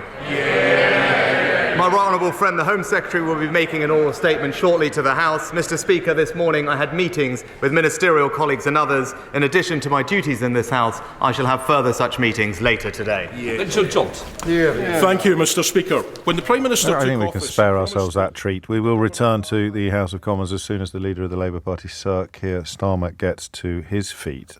We're confident that all 6 questions will be on Rwanda, are we? Because, I mean, well, or there or thereabouts, because Suella Braverman probably merits a bit of a mention as well, doesn't she? Yeah, I think that just ties into the big debate, doesn't it? I think we could assume that all of them would be on migration. The only other thing that I think Sir Keir Starmer could mention, but I probably would say he won't, is inflation. And Rishi Sunak will claim that as a win today. But Sir Keir Starmer will say, well, prices are still rising and the cost of living crisis is still huge. Rishi Sunak did a great deal to drive down international energy prices, did he? No, he probably did not. So yes, obviously trying to claim that inflation is something that government control is a bit of a risky one. We can can all agree that if the sun comes out this afternoon, that will be a result of Rishi Sunak's policies. Absolutely, yes. I think he's made real progress in this area. I just wanted to pick up on what Rishi Sunak said earlier, just a minute ago. He said, I was told last night by some people in Number 10 that they are considering a treaty with Rwanda. Rishi Sunak just confirmed that just now. He said, we have already been working on a treaty with Rwanda, which will come forward soon. So confirmation that is something that the government have been looking at, this legally binding agreement, which could potentially get around some of those legal pitfalls. But as I said to you earlier, I just don't think that Rwanda, is going to be safe enough as a country to get past any of those. You came very close there to saying a legally binding agreement that would allow the government to circumvent the actual laws. Sure, yeah, but that's it. Well, that's it. That is exactly what it would do. It sounds. I know it sounds crazy, but to be fair, laws are complicated mismatch of European law, British law, treaties, and they all compete with each other. And the Supreme Court has obviously made its ruling today. Okay, but if they were let's go. Hang on, finish that. Hold that thought. Thank you, Mr. Speaker. The Prime Minister obviously thinks so little of his own MPs that he's had to peel David Cameron away from his 7-year exile in a shepherd's hut and make him Foreign Secretary. But a few months ago, the Intelligence and Security Committee said that the now Foreign Secretary's role in a Chinese investment fund may have been, and this is their words, engineered by the Chinese state. I hardly need to remind the Prime Minister of the threat posed by the Chinese Communist Party or the intimidation against members of this House. So when will he instruct the Foreign Secretary to give full public disclosure of his work for Chinese interests? Mr. Speaker, as I said, I'm delighted that the former Prime Minister has rejoined government as Foreign Secretary. As an individual with unrivalled experience, he will help Britain navigate an uncertain world in challenging times. Of course, like every other government minister, he will go through the normal process with the independent advisor. But the government's position on China is clear. China represents an epoch-defining challenge. That's why we have taken strong and robust steps to protect ourselves against the risk that it poses. But we'll take no lessons, Mr. Speaker, from the Labour Party on protecting our national security. They've taken almost £700,000 from an alleged Chinese agent. Mr. Speaker, Sorry? Yes, I think now you're on the front bench. We need to just calm down. Keir Starmer. Mr. Speaker, for someone who spent the last few weeks complaining about recycling bins, it's ironic that his latest reset involves recycling the architects of 13 years of Tory failure. But this is the Prime Minister who also reanimated the career of the member for Fareham in order to resuscitate his own just days after she was sacked for a national security breach. Is he ashamed that he was so desperate to become Tory leader, so scared to face a vote, that he put someone so totally unfit for office in charge of Britain's national security? Mr. Speaker, he mentions 13 years. We remember what happened at the beginning of that 13 years. It was this party that restored this country's financial security after the Labour Party left no money behind, Mr. Speaker. And it is a bit rich to take lectures on security from a man who wanted to make the former member for Islington North Prime Minister of our country.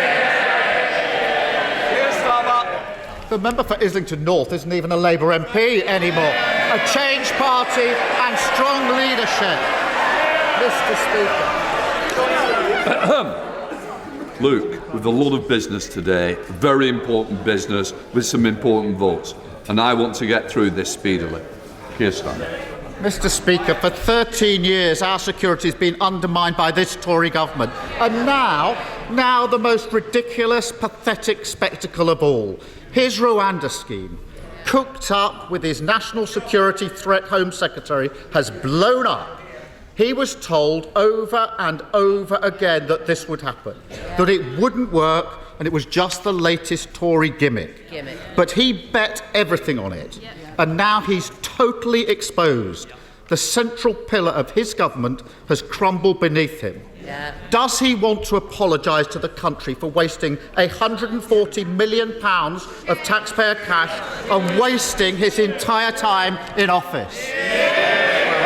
Mr. Speaker, obviously the person officer didn't hear what I said about our approach to Rwanda, and not least when it comes to stopping the boats. Rwanda is one part of our plan which has already delivered a reduction in the number of small boats this year by a third, Mr. Speaker. But he talks about apologising. He talks about the former member not being a Labour MP now. Yes, he wasn't a Labour MP when he declined 15 different times to say that Hamas was a terrorist organisation this week, which is shameful. But he was a Labour MP. Indeed, the honourable gentleman served with him. He told the country he would make a great Prime Minister. At that point, he described Hamas as friends. Does he want to apologise for that now?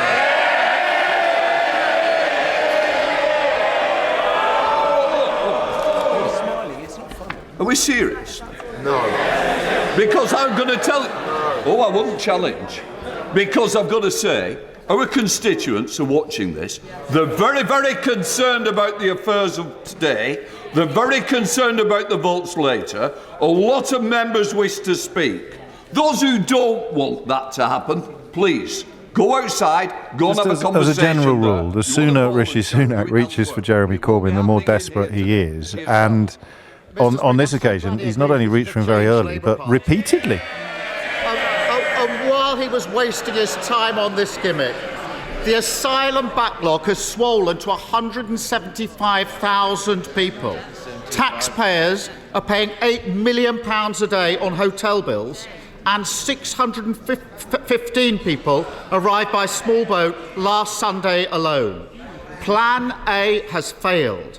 And after this session, whether he likes it or not, he'll have to go back to his office, back to the drawing board, and start from scratch.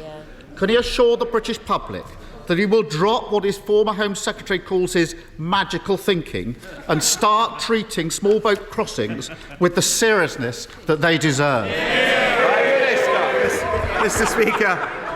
Mr. Speaker, he talks about a changed Labour Party. Perhaps we'll see that this evening. He can't even make his party do the right thing when it comes to standing by Israel in the vote later today. He talks about taking small boats crossing seriously. He's opposed every single measure that we have taken, Mr. Speaker. Again, let me update him on what we've done this year. The number of illegal Albania arrivals down by 90%. 20,000 people returned this year. The number of crossings down by a third. He mentioned hotels, closing 50 of them. Money being saved for taxpayers. All, by the way, opposed by the party opposite. What is the honourable gentleman's plan?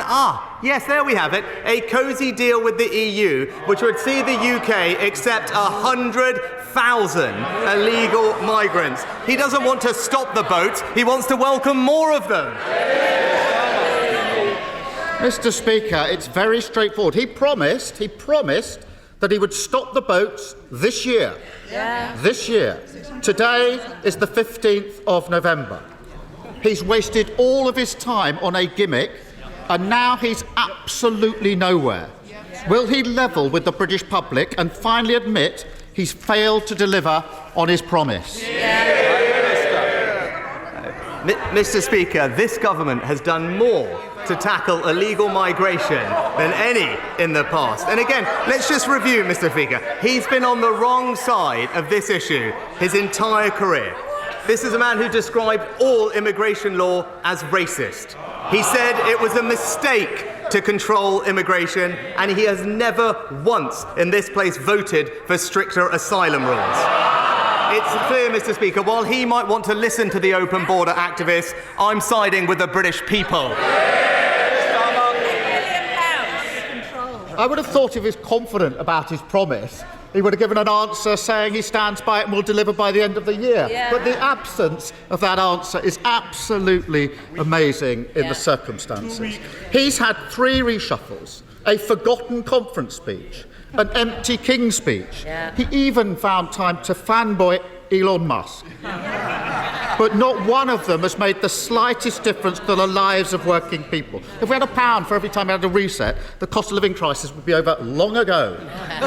Now, he likes to think of himself as the man from Silicon Valley, the tech-savvy Californian, the country's first AI PM. And yet his big idea is to keep turning his government on and off and hope at the wall and hope that we'll see signs of life.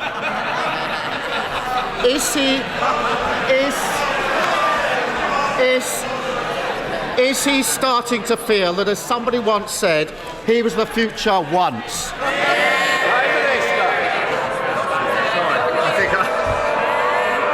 I slightly missed the end of that, but I've got to say, I was glad to hear finally that the Honourable Gentleman did bring up the cost of living, because on that he is right. That is the number one challenge facing countries up and down the family. And today, he mentioned it, but what he failed to recognise, and he talked about delivering on promises, today was a day that we delivered on the most important pledge I make to halve inflation, Mr. Speaker. Delivering on a commitment, easing the burden for families up and down the country. What we would see from the party opposite is everything would jeopardise that progress, borrowing £28 billion a year, undermining our energy security, giving in to inflation-busting pay rises to his union backers. That's not a sensible plan, Mr. Speaker. It would push up mortgage rates, push up inflation, harm working families. All the while, we're going to continue delivering for the country. And now for something completely different, question 4. We are. Prime Minister. Oh, Mr. Speaker, I'm sure my honourable friend will be delighted that the West Midlands now tops regional rankings for foreign direct investment. The government is also significantly investing in the region, including hundreds of millions of pounds for Levelling Up Fund and Towns Fund investments, and introducing a new pilot scheme to help businesses in the region become more energy efficient. Sir Michael. Well, can I thank my right honourable friend for that encouraging answer? And on behalf of my constituents in Lichfield, may I thank him for having the guts to actually stop HS2. But can I ask that the area within my constituency in the north, where construction is still going on, that this happens swiftly, and that those areas which are not going to have HS2, compensation is also made swiftly to those people who are expecting it. Well, can I thank my honourable friend for his question, but also for his consistent campaigning on this issue, and I recall his last question at Prime Minister's Questions on this very topic. I'd like to reassure him that we are committed to fair treatment for people affected by the changes, whilst also protecting taxpayers appropriately. Wherever property has been acquired for HS2, property owners have been fully compensated, and any outstanding cases will be settled. We are developing a programme to sell the surplus land on HS2 Phase 2 and ensure that it delivers value for money, does not disrupt local property markets, and I'll ensure that the Royal Minister talks and meets with him swiftly on behalf of his constituents. MP Leader Stephen Flynn. Mr. Speaker, in 2010, the then Prime Minister and now Foreign Secretary David Cameron said that people in Gaza are living under constant attacks and pressure in an open-air prison. Does the current Prime Minister not agree that if there is not an immediate ceasefire, then all of us in this chamber will be watching on as that open-air prison is turned into a graveyard? Prime Minister. Mr. Speaker, no one can deny the suffering that the people in Gaza are undergoing at the moment. I spoke about this on Monday, and I spoke about it consistently with Mahmoud Abbas, the President of the Palestinian Authority, which is why we're doing everything we can to get aid into the region, and we have repeatedly and consistently called for humanitarian pauses to get aid in and to get hostages and those that need to get out, foreign nationals, as quickly as possible, and will continue, as the Foreign Secretary will do, to make sure that that happens. Stephen Flynn. Mr. Speaker, how much worse does it need to get? 4,609 children are already dead in Gaza. Babies in the neonatal intensive care unit are dying because they don't have access to oxygen. For members across the House, this is a question of values, and it is a question of conscience. So does the Prime Minister not agree that should there be a vote on an immediate ceasefire, that members across the House should be afforded a free vote? Prime Minister. Well, Mr. Speaker, our position as a government is clear on this. It's right that Israel is able to defend itself, and that principle is one which we support. It has suffered an appalling terrorist attack. Hamas is a terrorist organisation, and it is not just Israel's right but duty to protect its citizens. At the same time, we have consistently at the United Nations and bilaterally with all our partners called for humanitarian pauses to ensure that more aid can get in, hostages and nationals can get out. That's the right thing to do. We will continue to do everything we can to alleviate the suffering that the Palestinian people are undergoing, and I'm confident that our efforts are already making a big difference on the ground. Archbishop. Thank you, Mr. Speaker. Kirklees Council have closed Dewsbury Sports Centre, delivered just 14% of not Dewsbury Sports Centre, is it? Well, we may catch up on that a little later, but we will pick over the exchanges between the Prime Minister and the leaders of the SNP and the Labour Party after this. 20 minutes after 12 is the time, so we are... I suppose in some ways the Rwandan ruling, Natasha Clark, has knocked the inflation claims a little bit out of the news, albeit that they're almost as spurious as Kemi Badenoch's new trade deal with Florida, but also pushed Keir Starmer's looming problems with the ceasefire vote into the background, but in the second case, at least, only for now. Yeah, we are expecting to see later today a bit of a clash in the House of Commons when this Gaza-Israel SNP debate comes forward. Labour have tried to get on the front foot on this by bringing forward their own motion, but it still stops short of calling for a ceasefire. So there are so many Labour MPs that are looking at this motion today going, am I going to vote for this or am I going to vote for the SNP one, which goes further in causing a ceasefire? And, we've heard from Labour figures this morning refusing to rule out the possibility that Keir Starmer might sack them if they do. So the numbers would be crucial, really, because he can't sack 30 people, can he? But he could perhaps sack 3. For sure. And obviously it depends on whether the Speaker calls both of those amendments and whether he considers that they're too similar and he just puts one of them to a vote. So it's a lot of technical Commons procedure to wait for. But yes, that vote will come forward later. So, as I said during the PMQs, the speed with... Well, if he reaches for the Jeremy Corbyn button at all, he's desperate. If he reaches for it very early, he's very desperate. And if he reaches for it several times, he's very, very, very desperate. And it was very much the final category that Rishi Sunak found himself in today. It was. I think it was 6 minutes in. I looked at the clock. And, like I say, he didn't just mention him once. He mentioned him several times. And, I think we agree that he appeared incredibly rattled today. He's obviously not having a good morning, is he? The Prime Minister losing. Bad 24 hours, really. Pretty poor. And yes, it knocks obviously his lovely inflation news out of the window as well.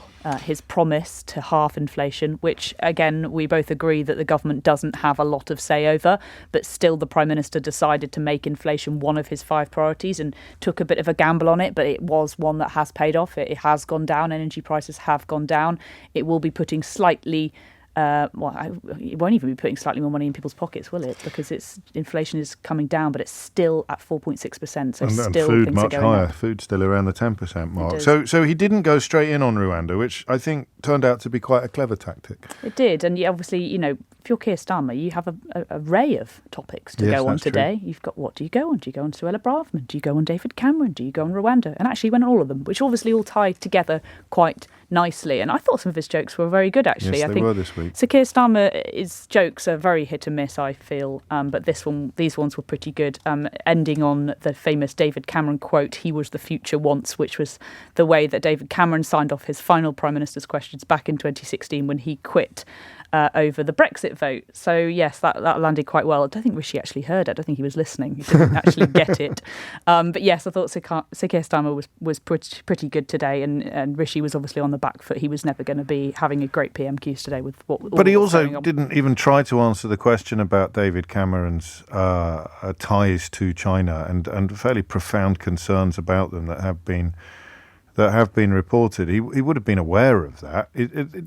Does he just bank on the fact that it won't get anything like the sort of attention that, for example, Keir Starmer's curry in Durham got? Because that's obviously much more important than a foreign secretary being uncomfortably close to what is widely regarded as a rogue regime. Sure, I think for Rishi, he was clearly in diversionary tactic mode today. He just wanted to shove every single criticism aside and do the classic politician whataboutery. Let's talk about something else. What about this? What about this? You've not voted for this. You've not voted for that. That was his tactic. And these questions about David Cameron aren't going to go away. The Greensill lobbying scandal as well, one huge issue, which David Cameron was asked about earlier this week and completely dismissed the question, didn't answer it at all, just said that's in the past. That's not going to be good enough for the government to argue.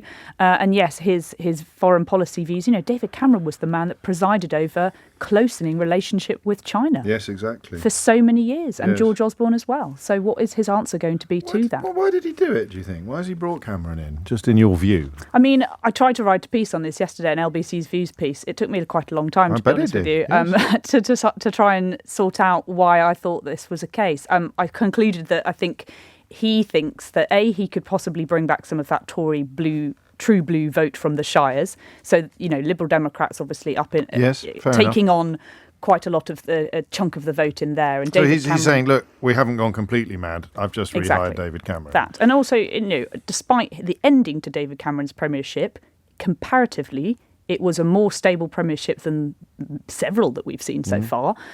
Does he make the argument that actually it's a more stable prime minister, so therefore let's bring him back in to try and put forward this air of we're a bit more professional, the grown-ups are back in the room sort of thing? That's maybe another argument. So it doesn't have to succeed, does it, for your answer to be right? This could be the plan. Yeah. But it could fail. But it remains that was the plan in the first place. Yeah, but I don't think it's a plan to win him the next election. No. I think it's a plan to stabilise government. Also gives him a sense of a confidant. We know that these prime ministers talk to their former prime ministers, on the phone, but now he's going to have him in cabinet. He's going to have him right by his side through some big moments. We've got COP 27, 28 coming up later. If he does sign a potential trade deal with India, he will have David Cameron by his side, hopefully propping up his image on the world stage. Remains to be seen whether that will work or not, but I think those are some of the reasons why Number 10 decided to do this. They said that it was actually the Prime Minister's idea to bring him back, that he had mentioned this more than a week ago. It's one of the best kept secrets in Downing Street I can remember for a very long time. It did occur to me, looking at the photograph of Cabinet, that most of the people around that table would have been available for David Cameron to appoint when he was Prime Minister, and he wouldn't have gone near them. Yeah, some of them for sure. What I thought was interesting from that photo that you're looking at in the papers today is that he's directly opposite him. He's clearly going to be a really big part of Rishi Sunak's team. And then the second question, inevitably, about Suella Braverman. And in a way, the more we talk about it, the more I wonder whether actually Sunak didn't do that badly because it could have been so much worse. Because what he can't do is come out and defend or praise Suella Braverman. Normally, when a minister has resigned or even been sacked, you could say they did a great job, and I'm sorry to lose them, or we've taken a decision to move. But obviously, with her, after she had a hissy fit at him yesterday, he can't really say anything warm about her, which could have left a bigger wound for Starmer to exploit. Yeah, absolutely. And we saw yesterday with that letter that Suella Braverman sent, that scathing, fiery, damning letter that she sent. We didn't get a reply from the Prime Minister. No. And that's usually the case, that when someone steps down from government, they have an exchange of letters and the Prime Minister says but if they lovely resign, they do. The sacked people normally have an exchange of letters. Therese Coffey was a bit of a strange one earlier this week. She, in her resignation letter, said she was resigning, but we all know that Rishi Sunak was thinking about sacking her for a long time and moving her on. So yes, you're right, it doesn't tend to happen when they do get sacked. So we're told that by allies close to Suella Braverman that she's been planning this letter for a little while. I think she could have been a bit pithier in it, to be honest. It could have been chopped down. It was quite long. Yeah, well, maybe. I mean, there's a bit of horse trading as well, isn't there? So you can say, Can I tell them that I resigned? And if he really doesn't like you, he'll say, no, you can't, you're fired. But if you've still got a little bit of warmth between you can say, yeah, go on then, tell him you resigned. Yeah, for sure, exactly. And there was nothing of them between the two. I think the only thing that Number 10 said yesterday was, the Prime Minister thanks her for her service. That was the warmest words that Number 10 could come up with. What does she do now? I think she sits back for a little while and considers her next steps, whether that is a leadership challenge. I think we could, we don't know. Before the election? Is that a possibility? I know Andrea Jenkins thinks it is, but that's normally a reason to believe the polar opposite. Completely. And Andrea Jenkins this lunchtime saying that she thinks another 6 letters are about to go in. She should write a book. It's very popular at the moment, and indulge all of her fantasies and delusions in there. I think Suella starts having conversations with MPs about whether she could be popular enough to become leader of the party, whether that happens before the election or after. I personally don't think it would happen before election. So she might be able to draw upon most of those MPs that you mentioned earlier who signed the amendment that would remove us from all international obligations when it comes to being a civilised country. Yeah, and there's 60 of them. But that would be the absolute ceiling, wouldn't it? I think so, yeah. I don't think she would get any more than that. And I think she's probably got a core of maybe 20 to 30 core supporters, and the people that signed the amendment are probably from a slightly broader wing of the party. Could she launch a leadership challenge? You'd have to be at the exact right moment, and I don't think we're anywhere near there yet. But for her, I think, she's probably thinking long term, do I look when, launching a bid after the general election takes place. And of course, one thinks of Brenda in Bristol, who may have been reacting to a general election famously, but the idea that anyone on the Tory benches think that the country would stomach another Tory They wouldn't. They absolutely wouldn't. internecine war is yes, of course you'd think they wouldn't, but I suppose people like Jenkins and Braverman left the building a long time ago when it comes to what is feasible, plausible or rational. I think for the Prime Minister, he goes for a general election if this all completely crumbles beneath his Sooner feet. rather than later. Or at some point, he might not have a choice. If he's So facing rather than a vote of challenge. confidence, you might as well have a general election. Exactly. Yeah? Let the country, because it might even be marginally more popular in the country than he is in his own parliamentary. No, not him, Probably but Braverman. Well, no, neither of them. It's all awful. Why do we bother? Natasha Clark, thank you very much indeed. 12:30 is the time. And Amelia Cox has your headlines. It is 12:34. I'm joined by Sir Jonathan Jones, Casey. I still haven't got used to saying Casey. Have you got used to saying Casey? Well, look at that. Well, epic modesty. It'll never catch on. Former head of the Government Legal Service between 2014 and 2020. And you remember the Attorney Generals under which Jonathan served. It's almost a sort of map of the direction that the successive governments have gone in. We'll talk to him shortly about partly what you're about to hear, which is a quick recap of Rishi Sunak's response to the MP Scott Benton asking what was going to happen next with regard to the Rwanda ruling this morning, because quite widely reported from people citing sources within Downing Street that Plan A has failed, but currently there is no Plan B. Thank you, Mr. Speaker. Tackling illegal immigration is a crucial issue for my constituents, many of whom will be extremely disappointed at this morning's judgment from the Supreme Court. Is the Prime Minister able to update the House on what this decision means for the government's plan to tackle illegal immigration? Prime Minister. Well, can I thank my honourable friend for his question? I know he has championed this issue and it matters to his constituents. As I said, the judgment confirms that the principle of removing asylum seekers to a safe third country is lawful. The government has already been working in advance on a new treaty with Rwanda, which we will finalise in light of today's judgment, so to address the challenges that were raised. But let me say this again. If it becomes clear that our domestic legal frameworks or international conventions are still frustrating plans at that point, I am prepared to change our laws and revisit those international relationships. The British people expect us to do whatever it takes to stop the boats, and that is precisely what this government will deliver. I come the lead of the opposition. 12:36. Jonathan Jones, thank you for joining us today. What room does he have to address the points he just made? What can he do next? Well, he's got very little room. It's a very decisive judgment by a unanimous Supreme Court that says the policy is unlawful for a whole load of reasons, but principally because the arrangements for handling refugee claims in Rwanda are said to give rise to a serious risk that people will end up being sent to places where they will be mistreated. And the Supreme Court said that these were serious problems with the system, and therefore, one option that the PM's touched on is a new treaty, but that treaty would have to overcome the problems that the Supreme Court have identified, and that goes to the way in which claims are handled in Rwanda, but it goes beyond that. It goes to the Supreme Court talked about the culture in the government and public authorities in Rwanda, not really understanding or abiding by the country's international obligations with respect to refugees. So there's a question of culture and general attitude in Rwanda, and the fact that in practice many, many claims are rejected and people are in fact removed to unsafe places. So just changing the words in a treaty or formalising the current Memorandum of Understanding into a treaty isn't going to solve those real practical problems which the Supreme Court identified. And it would need to do that in order to be proof against any further challenge. Did the strength of the ruling this morning surprise you somewhat, or not? No, not really. I mean, the Supreme Court was... I mean, lawyers always say it could go either way, and it kind of could, because you'd had competing rulings in the courts below, but the Supreme Court was agreeing with the majority of the Court of Appeal, and it did so in very clear terms, so that in itself wasn't surprising. The other point that the Supreme Court has stressed is that the legal obstacles to this plan go beyond the European Convention on Human Rights and the Human Rights Act. They lie in a whole set of international law treaties that the UK has signed up to about the treatment of refugees and the UN Treaty Against Torture and so on. So any new steps that the government takes has got to overcome all of that, or has simply got to override them.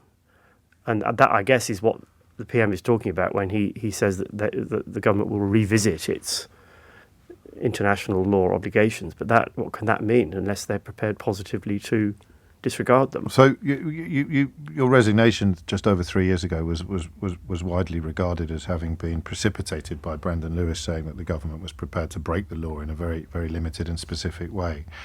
This wouldn't be breaking the law in a very limited and specific way. It would be somehow seeking to extract the United Kingdom from the purview of international law. It would. What's being proposed is legislation in Parliament that would set aside in some way, this word notwithstanding is used. So the legislation would say these things are to happen. The Rwanda scheme is to have effect, notwithstanding all these other international law instruments and all the other domestic law that currently gives effect to them. That would include the European Convention, but it would include the various UN treaties as well. Is there any precedent for that from countries other than sort of Russia and North Korea? Well, there are examples of countries breaking their international law obligations. What would be unusual, and I think unprecedented here, apart from the examples you've already given, would be the UK deliberately setting out in its own legislation to break those treaties. That's what would be required. And in a sense, that would work in our domestic law, because our domestic courts, the UK courts, would be expected to give effect to that legislation. So you could no longer challenge the scheme in our domestic courts, but it would by definition put the UK in breach of all those international law obligations. And that's what a lot of MPs are saying the government should now do. Extraordinary. Within the ruling, I don't know how much of it you've had time to absorb, it was pretty clear, I think, that ministers were repeatedly being told by civil servants, experts, and one presumes lawyers, that they were on a hiding to nothing, and yet on they pressed. That must have rang some bells. Well, I don't know what advice was given, but it would be very surprising if ministers weren't told there was at least a risk that they were going to lose.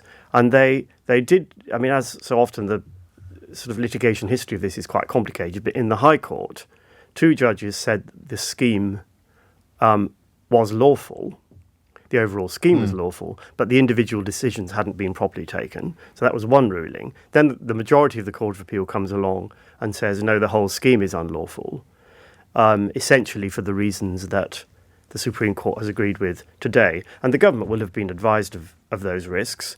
I suppose it will have taken some comfort from the original High Court decision and a dissenting judgment from the Lord Chief Justice in the Court of Appeal that said no, he was prepared to accept the government's assurances and the government's assessment of the situation in Rwanda, and on that basis you've had some judges that were prepared to rule that the scheme was unlawful. But anyway, the whole point of the Supreme Court is that it gives the last word, it's the and full that's what stop. we've had. It's the final. Yeah. What would you advise if they were seeking your advice now on what to do next? I presume they don't ask you questions as broad as that, do they? But can I? Well, they certainly don't ask me. No. But they will be getting lots of expert legal advice on it, I think. And but will they be heeding any of it? I remember when you resigned, Philippe Sands, a very eminent professor of laws, he talked about a decline in the UK's commitment to rule of law. Now, this was in 2020 when much of the madness was still engulfing the country, but these are astonishing. This is astonishing language, and it does seem to be very pertinent to what we're talking about today. So just over 3 years later, it also raises very serious questions about the UK's commitment to rule of law. Could be applied to what we're talking about today. Well, we'll have to see what they do. I mean, one option would be to abandon this scheme. Yes. You might think, because it has been comprehensively ruled to be unlawful. That doesn't sound as though it's what the Prime Minister is proposing to do. The other option is to explore alternatives, so other countries, or conceivably improvements, additional safeguards to the Rwanda scheme, difficult though those will be, that it is at least in theory possible. Yes. That we can render it safe. Yes, and even the Supreme Court referred to that possibility, although it said that there would be serious obstacles to overcome. The real problem, I think, for the rule of law is the alternative route that some MPs are pressing, which is the one of deliberately breaking our international law obligations and just getting Parliament to say, no, it must happen. And that, I think, would be a crisis for the government. And I don't see how some members of the government, certainly some members of the Tory party, could be prepared to go along with that.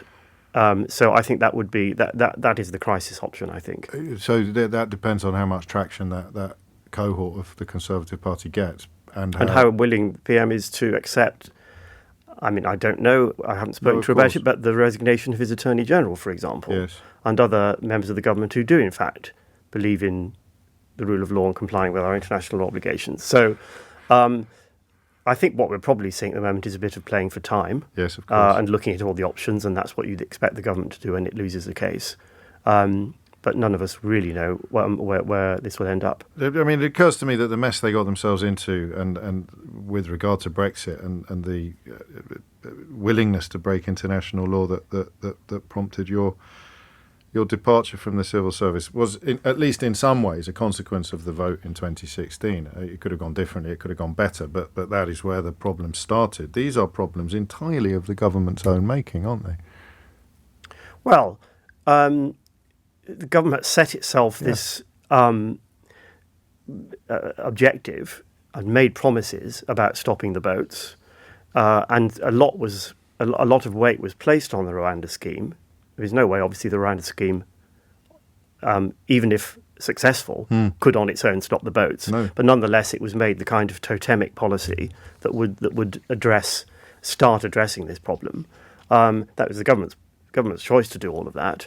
And it must have known, as we've said, that it faced formidable legal risks in doing so, and that's what those chickens have come home to roost. Indeed, and that would be my final question, Jonathan. What is morale like among those charged with giving legal advice to the government? Because it must have been pretty low in September 2020 when you made for the door. Do you have any insights into what it's like now? Well, I mean, I haven't been there for 3 years. You must be in touch with former colleagues. Yes, I am. I think there have been some tough times, and that obviously was a tough moment. And I didn't leave lightly, and I didn't want to leave. Unfortunately, the immediate problem then went away.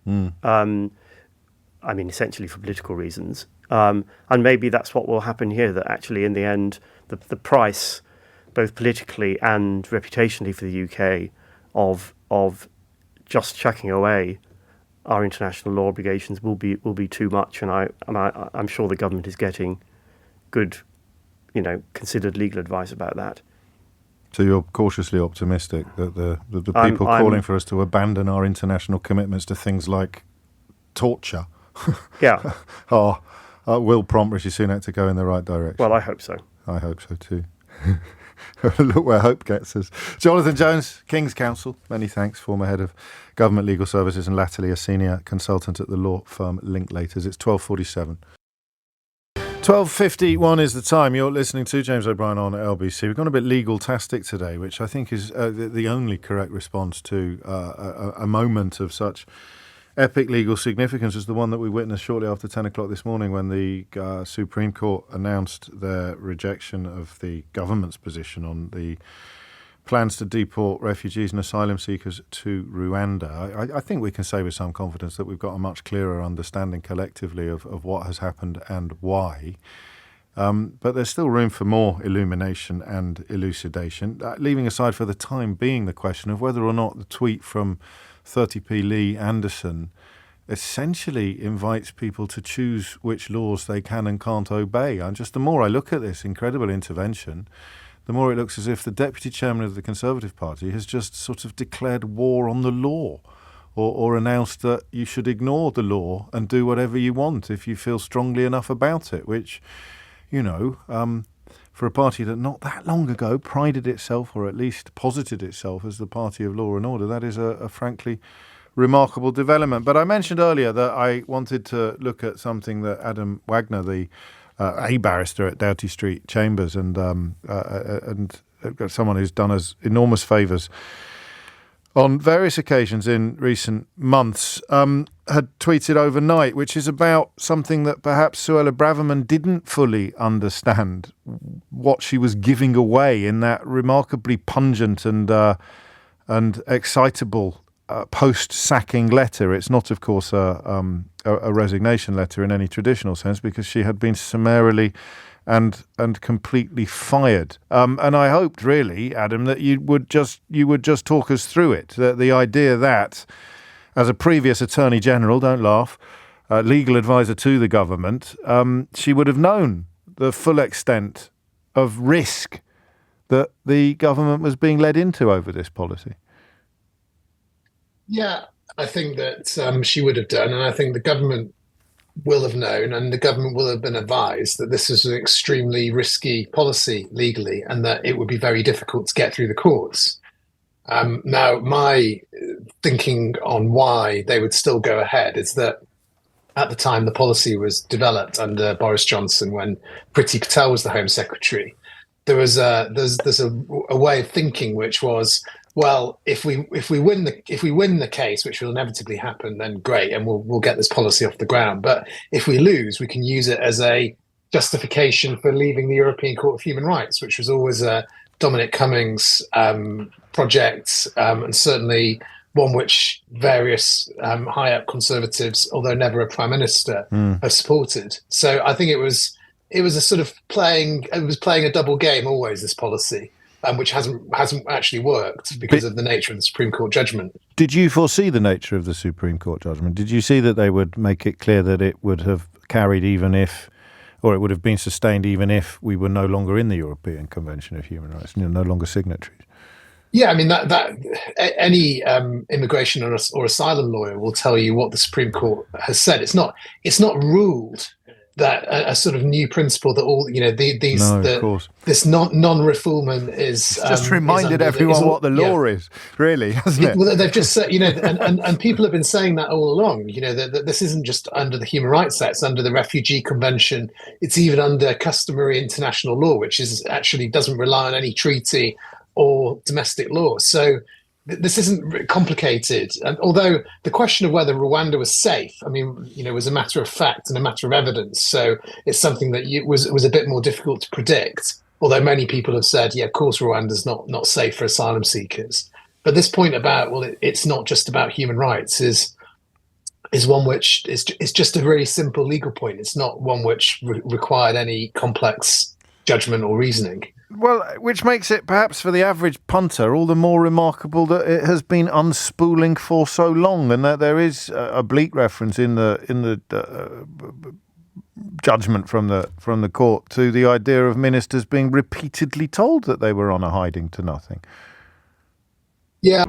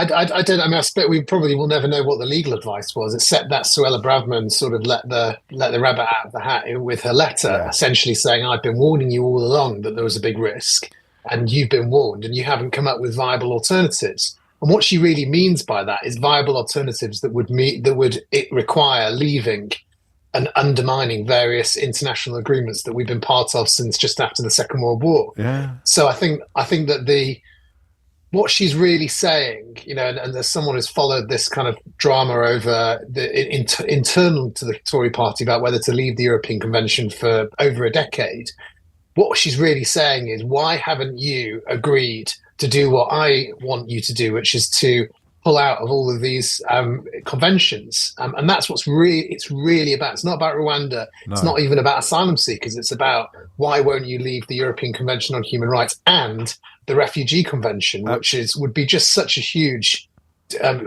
blow to the UK internationally, which is why the Prime Minister's not gone with it. Put us on a footing with Belarus, I think. Well, not even. I don't know if Belarus has left the Refugee Convention. It's left the European Convention on Human Rights. So, and the Council lower of than Europe. Lower than Belarus on the I don't know. But I mean, I'm not even sure. I know that's sort of what people say, but I look at it more as in the sense that the UK was actually really central, particularly after the Second World War, through Winston Churchill, to setting up this international system, which was designed to. It wasn't about giving everybody who's moving around the right to live wherever they want. It was about protecting the most vulnerable people in the world. And the premise of international law was that you can't have what happened in Germany, particularly where Hitler and the Nazis changed the law to make it possible and legal under their system to murder millions of people and to invade other countries. You couldn't just rely on states' internal laws to protect people living within them from bad bad and evil governments. So, but also, if that doesn't just stop at that particular state, what happened with Germany is they tried to take over the whole of Europe and caused tens of millions of deaths. And so, the point of these international rules and laws, which are work around the margins, is they prevent countries going into the depths of the fascist dictatorships, of the communist dictatorships.